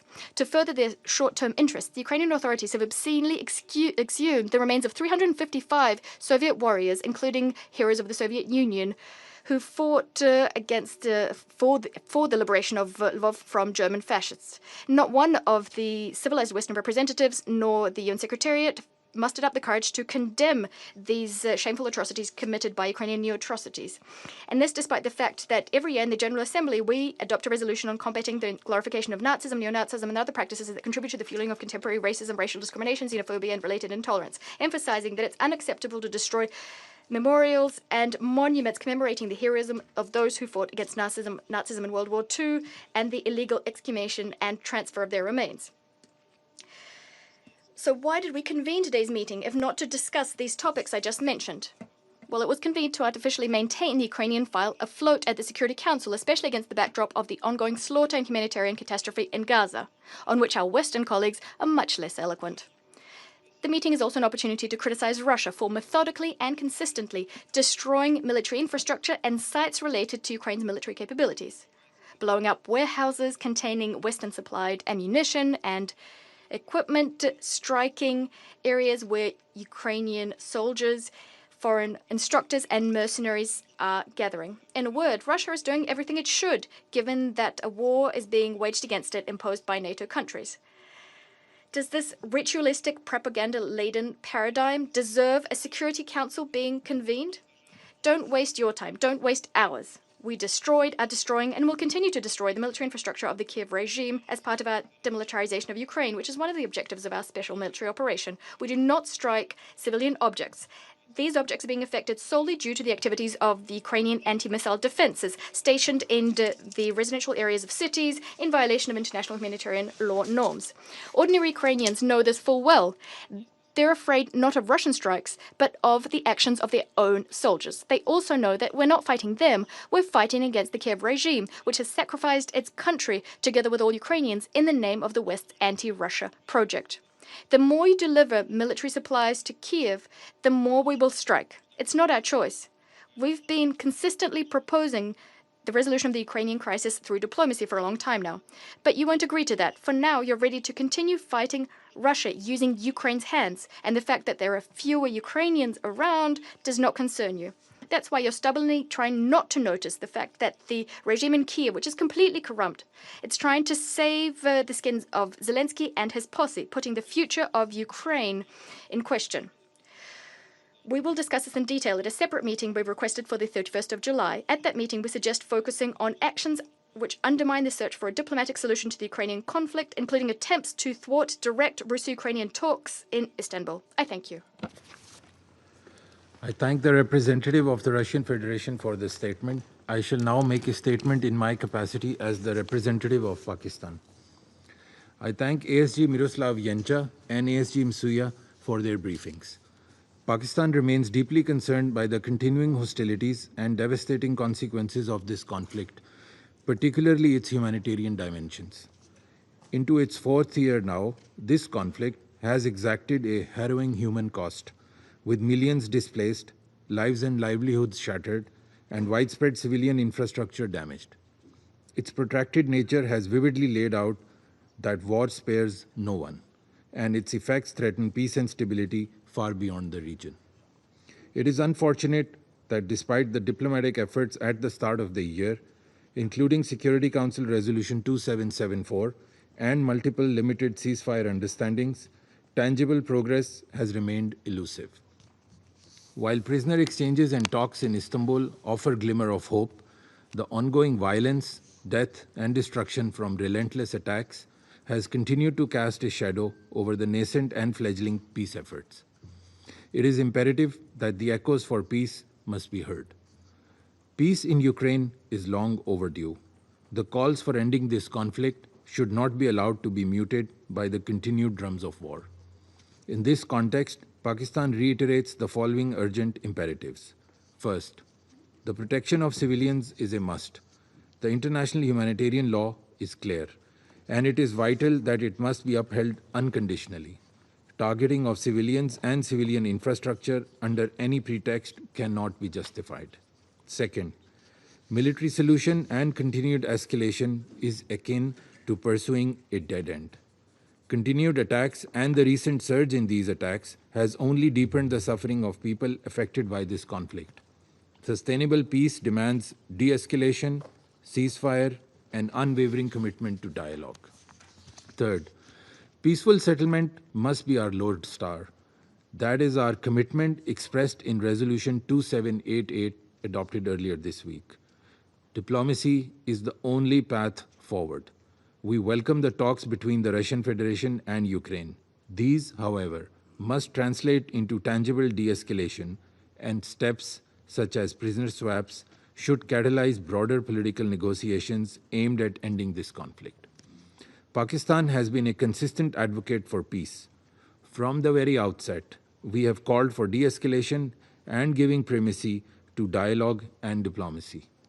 Only a sincere and meaningful dialogue which addresses security concerns of all sides is anchored in the principles of UN Charter and international law and respects the relevant multilateral agreements can help lead to peace that is just and enduring.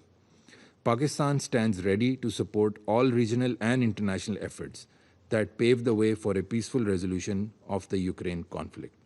I thank you. I resume my function as President of the Council. The representative of the United States has asked for the floor to make a further statement. I give you the floor, Madam. Thank you.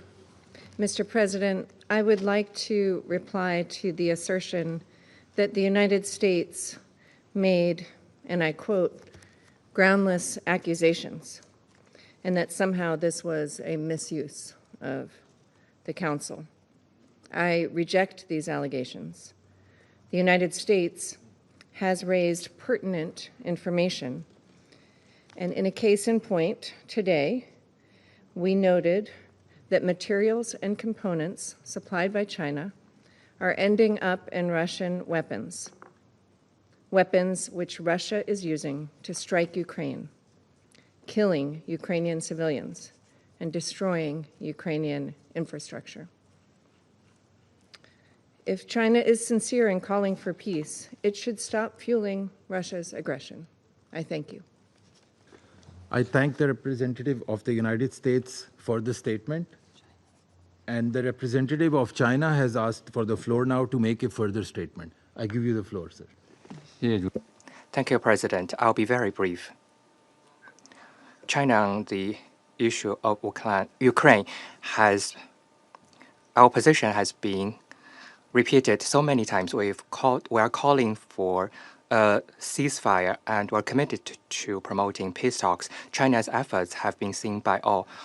For the U.S., I would like to say that there are so many hotspot conflicts and complex international situations. The international community needs cooperation and solidarity instead of diversion and confrontation. Thank you. I thank the representative of China for those further remarks. I now give the floor to the representative of Ukraine. Thank you, Mr. President. I wish to express Ukraine's sincere appreciation to the Presidency of Pakistan for convening today's meeting. We are also grateful to ASG Miroslav Yencha and ASG Joyce Msuya for their insightful briefings. Tragically, since the last meeting of the Security Council in June, the security situation in Ukraine has not improved. On the contrary, the Russian Federation has intensified its campaign of terror through relentless drone and missile strikes, deliberately targeting civilians across our country. This month, each massive attack by the Russian Federation on Ukrainian civilians and civilian infrastructure has broken previous records in the number of missiles, drones, and bombs used, resulting in further civilian casualties and destruction. Ukraine strives to ensure that the world hears the story of every life lost as a result of Russia's illegal, unprovoked, and unjustified war of aggression. Each life is irreplaceable, a profound loss that can never be undone. Allow me to share one of, unfortunately, many such stories. This month, in the village of Pravdane in Kherson region, a Russian drone strike claimed the life of Dmytro, a boy just 1 year and 1 month old, as he stayed in his great-grandmother's home. The Russian military's use of FPV drones to kill people, children, has become increasingly widespread, a tactic that epitomizes the cruelty of this war of aggression. Russia's continued assault on civilians underscores the urgent need for sustained and increased international support to protect Ukraine's population. We are profoundly grateful to all partners providing air defense systems and other essential security assistance. We urge the continued and expanded supply of these vital capabilities, because for millions of Ukrainians, these systems are the difference between life and death. Enhanced military support to Ukraine is vital and is not designed to prolong the war, as the Russian side falsely claims, and will do so next week at this chamber. On the contrary, this assistance helps to stop Russia's war of aggression. If the aggressor state does not feel the consequences on its own territory, it will never stop its colonial war. Mr. President, while the Security Council meets every month and discusses the Russian Federation's war of aggression against Ukraine, Russia gradually continues its efforts to legitimize the temporary occupation of Ukrainian territories through the systematic militarization, indoctrination, and assimilation of Ukrainian children and youth. Under the guise of educational and so-called patriotic programs, Russia enforces a policy of Russification, implements its nationalist agenda, integrates local youth into its military structures, and cultivates loyalty to the Kremlin's regime, all while attempting to erase Ukrainian identity. A key component of this policy is the involvement of children and adolescents in paramilitary organizations. Through state-run movements such as Young Army, and the Movement of the First, the Russian Federation is building a mobilization reserve to sustain its war of aggression not only against Ukraine, but also against what it labels the collective West and other perceived adversaries. These actions constitute clear violations of Russia's obligations as the occupying power under international humanitarian law, as well as international human rights law, including the Universal Declaration of Human Rights, the International Covenant on Economic, Social, and Cultural Rights, and the Convention on the Rights of the Child.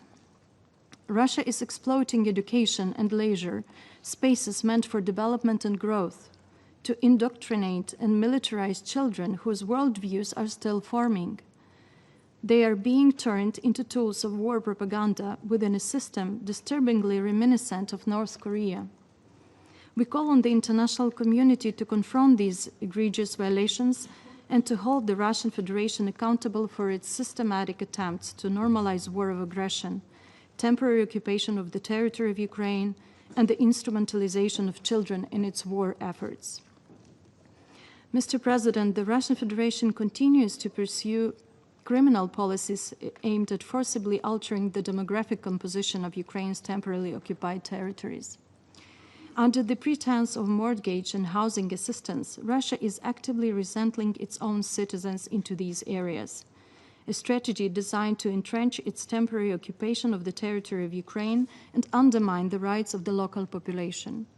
Through a preferential mortgage program, the Kremlin has created favorable conditions for Russian citizens, including military personnel, educators, families with young children, and workers in the cultural and social sectors to purchase property in the temporarily occupied regions of Ukraine. This program is available exclusively to Russian citizens, effectively excluding Ukrainians and using housing as a coercive tool to pressure them into accepting so-called Russian passports. Furthermore, the Kremlin has drafted legislation setting out procedures for the administrative, that is, forced expulsion of so-called foreigners residing in the temporarily occupied by the Russian Federation territory of Ukraine who have not regularized their legal status under Russian law. In reality, this includes Ukrainian citizens who, through no fault of their own, remained in the temporarily occupied territory of Ukraine but refused to accept Russian citizenship. These individuals are now labeled disloyal and deemed a threat to the Russian occupation administration and are therefore subject to expulsion from their own country. These actions represent a flagrant violation of international humanitarian law. There must be no normalization of aggression through normalization of relations with the aggressor state, the Russian Federation, for as long as it continues to pursue imperialistic ambitions. And you have just witnessed how maniacal Russia is about Ukraine. Nor can there be normalization of Russia's perception as an influential power.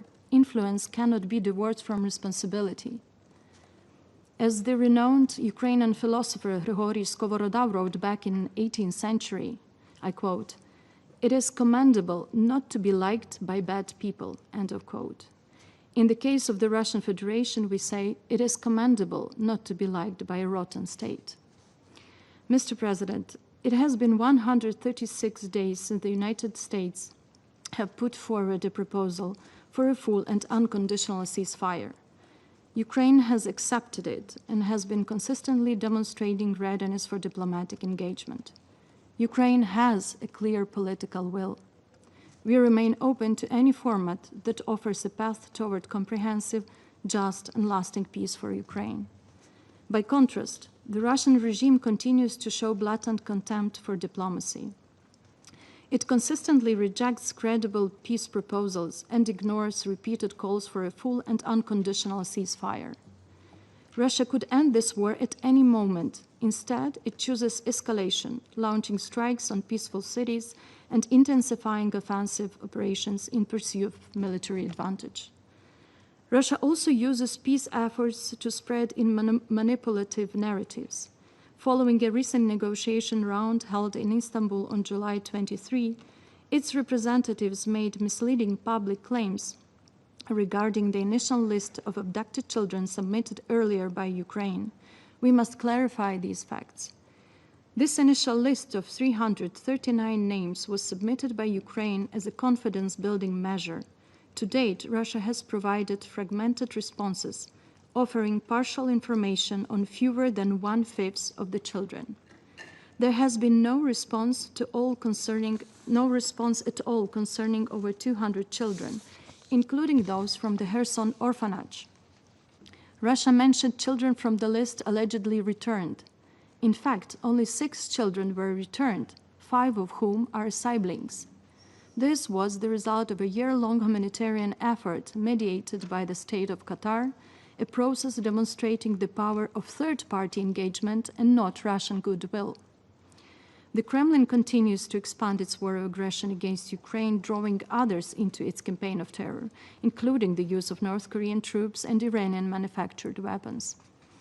We therefore call on the United States and the international community to intensify coordinated pressure on the regime in Moscow and its military-industrial complex, as well as on those around the world who support and enable Russia's war of aggression effort. The time for action is now, and there is no room for delay.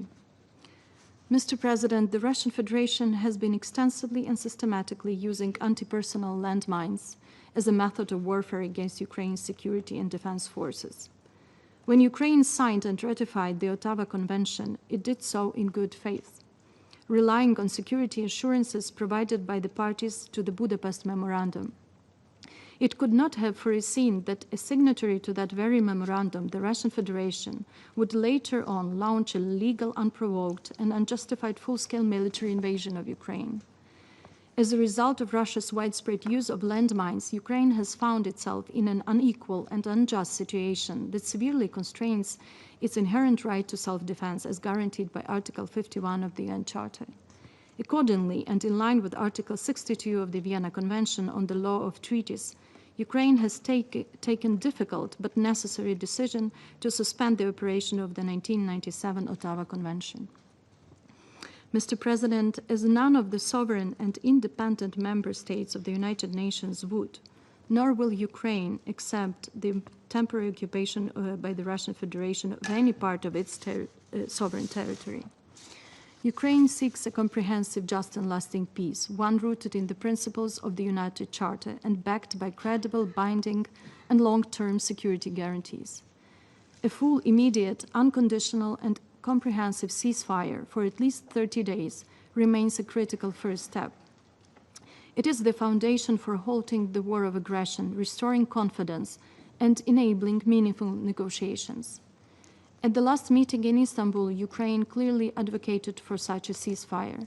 We also emphasized the importance of a high-level summit between leaders to lay the groundwork for a durable and comprehensive peace.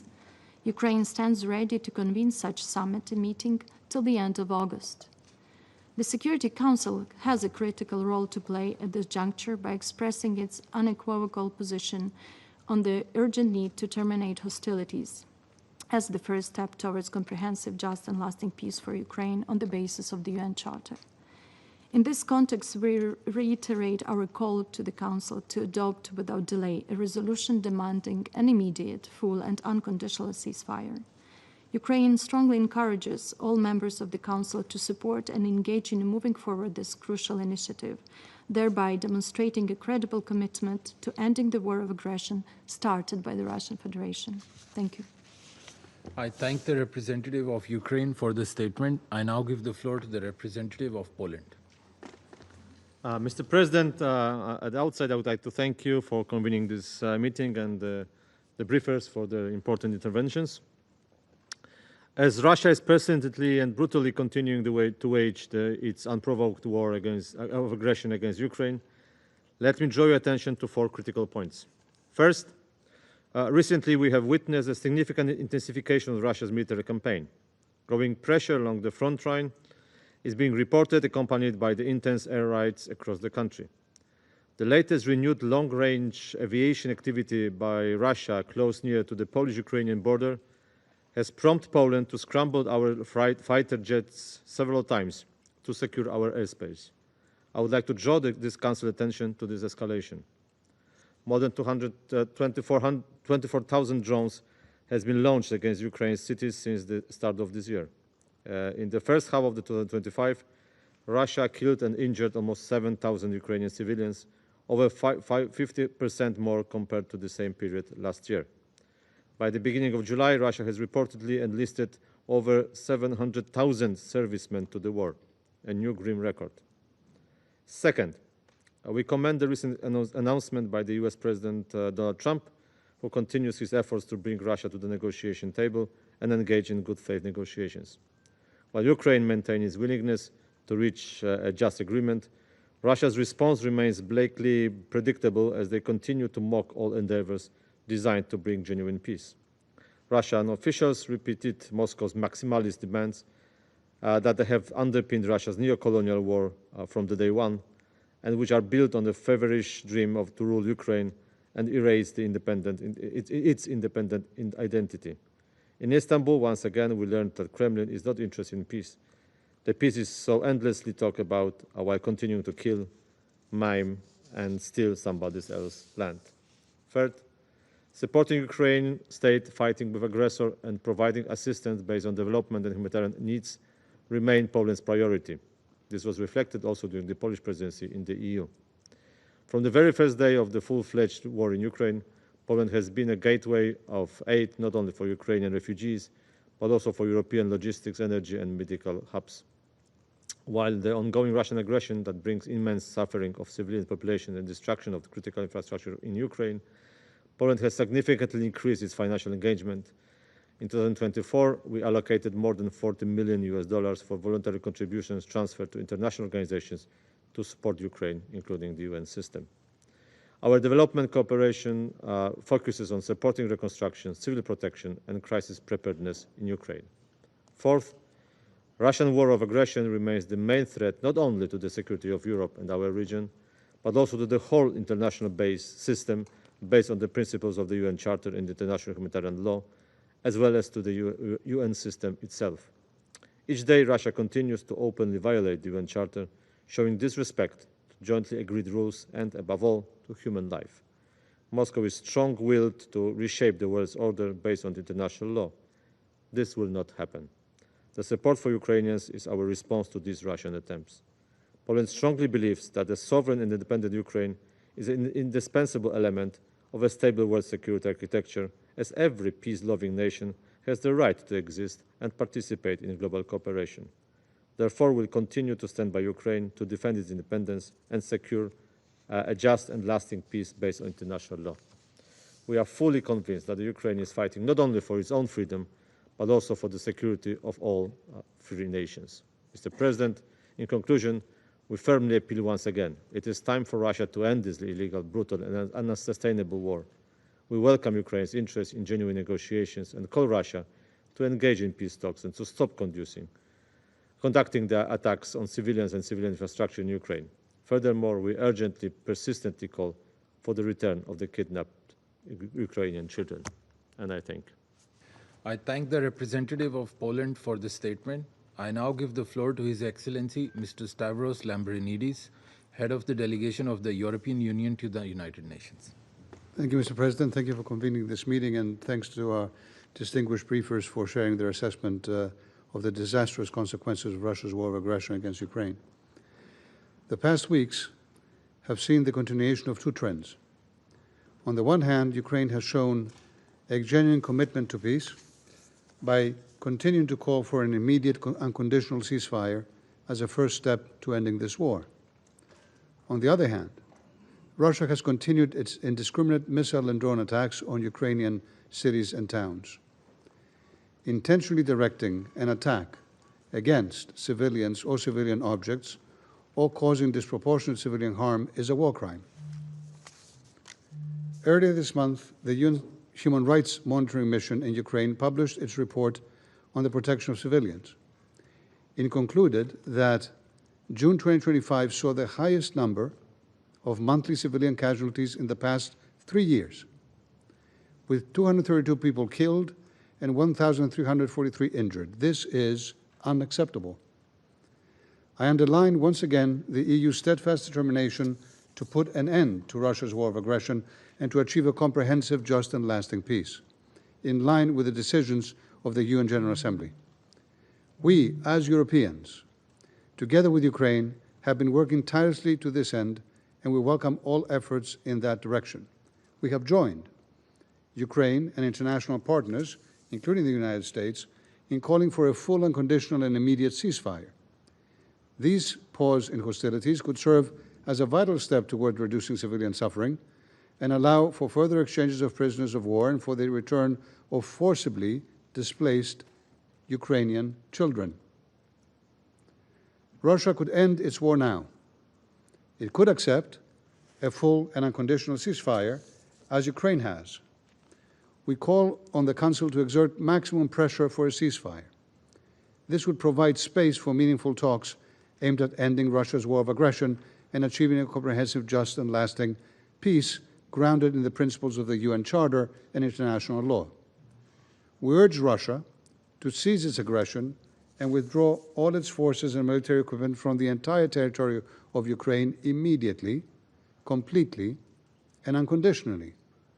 I remind this Council that Ukraine has an inherent right of self-defense under Article 51 of the UN Charter. Russia is the aggressor. Ukraine is the party defending itself. There can be no sitting on the fence on this.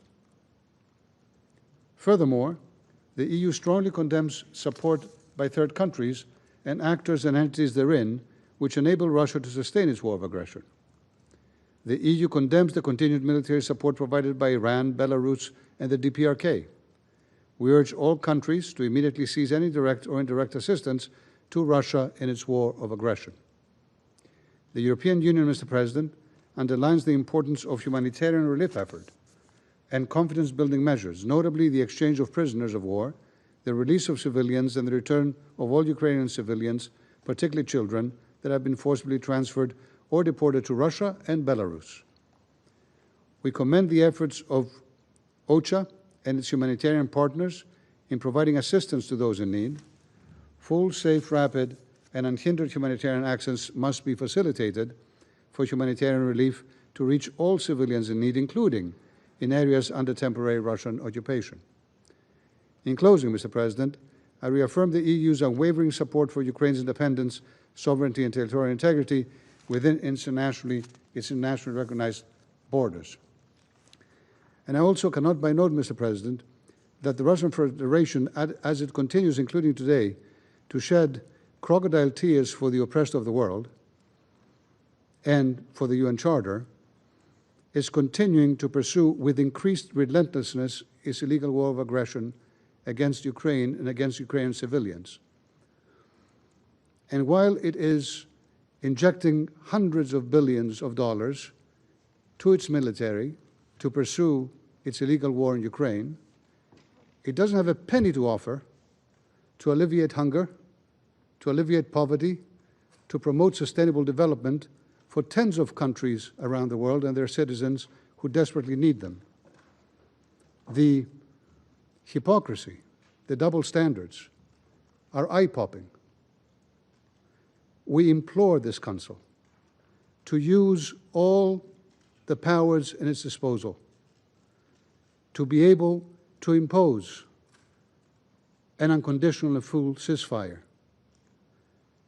and to be able to promote a just, a lasting, a comprehensive peace in line with the UN Charter. We implore you.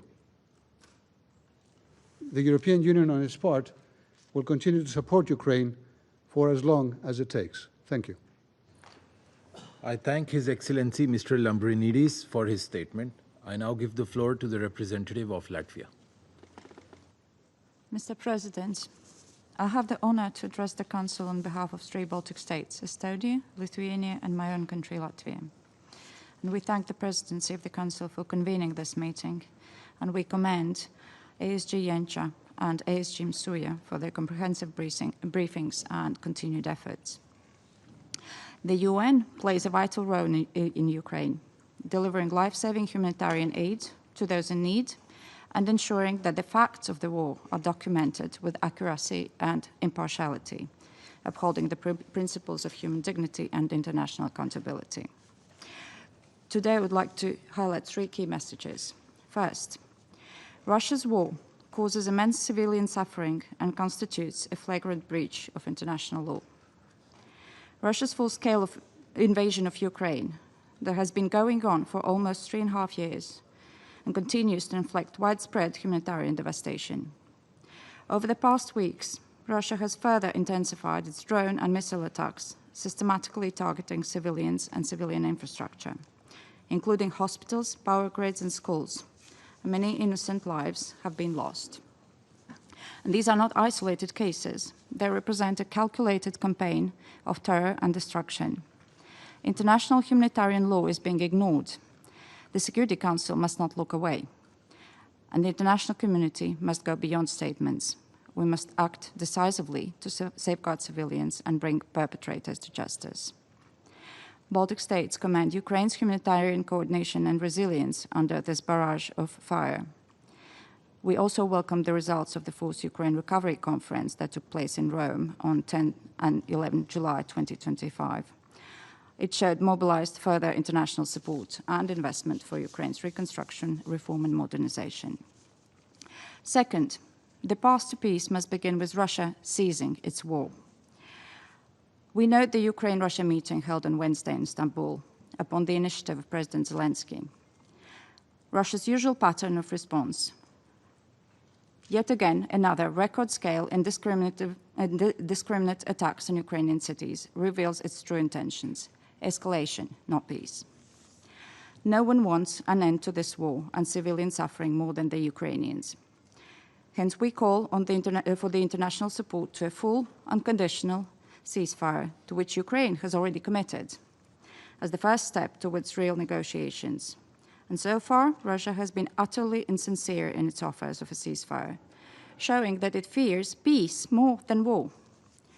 It is up to Russia now to demonstrate genuine readiness to engage to end the war. Finally, a just peace in Ukraine must be based on the UN Charter and international law. Russia's illegal war against Ukraine is a frontal assault on the principles of the UN Charter. Russia's attempt to invoke root causes buys into the false historical narrative and tries to justify Russia's imperial ambitions and idea of multipolar instead of multilateral world. And the Baltic states reaffirm our full support to Ukraine's independence, sovereignty, and territorial integrity within its internationally recognized borders. And we will never recognize Ukraine's occupation, neither de jure nor de facto. Mr. President, Russia's war of aggression against Ukraine is not a regional issue. Its consequences extend far beyond. And we have a collective responsibility to uphold the UN Charter and ensure respect for international law. And I thank you. I thank the representative of Latvia for the statement. There are no more names inscribed on the list of speakers. The meeting is adjourned.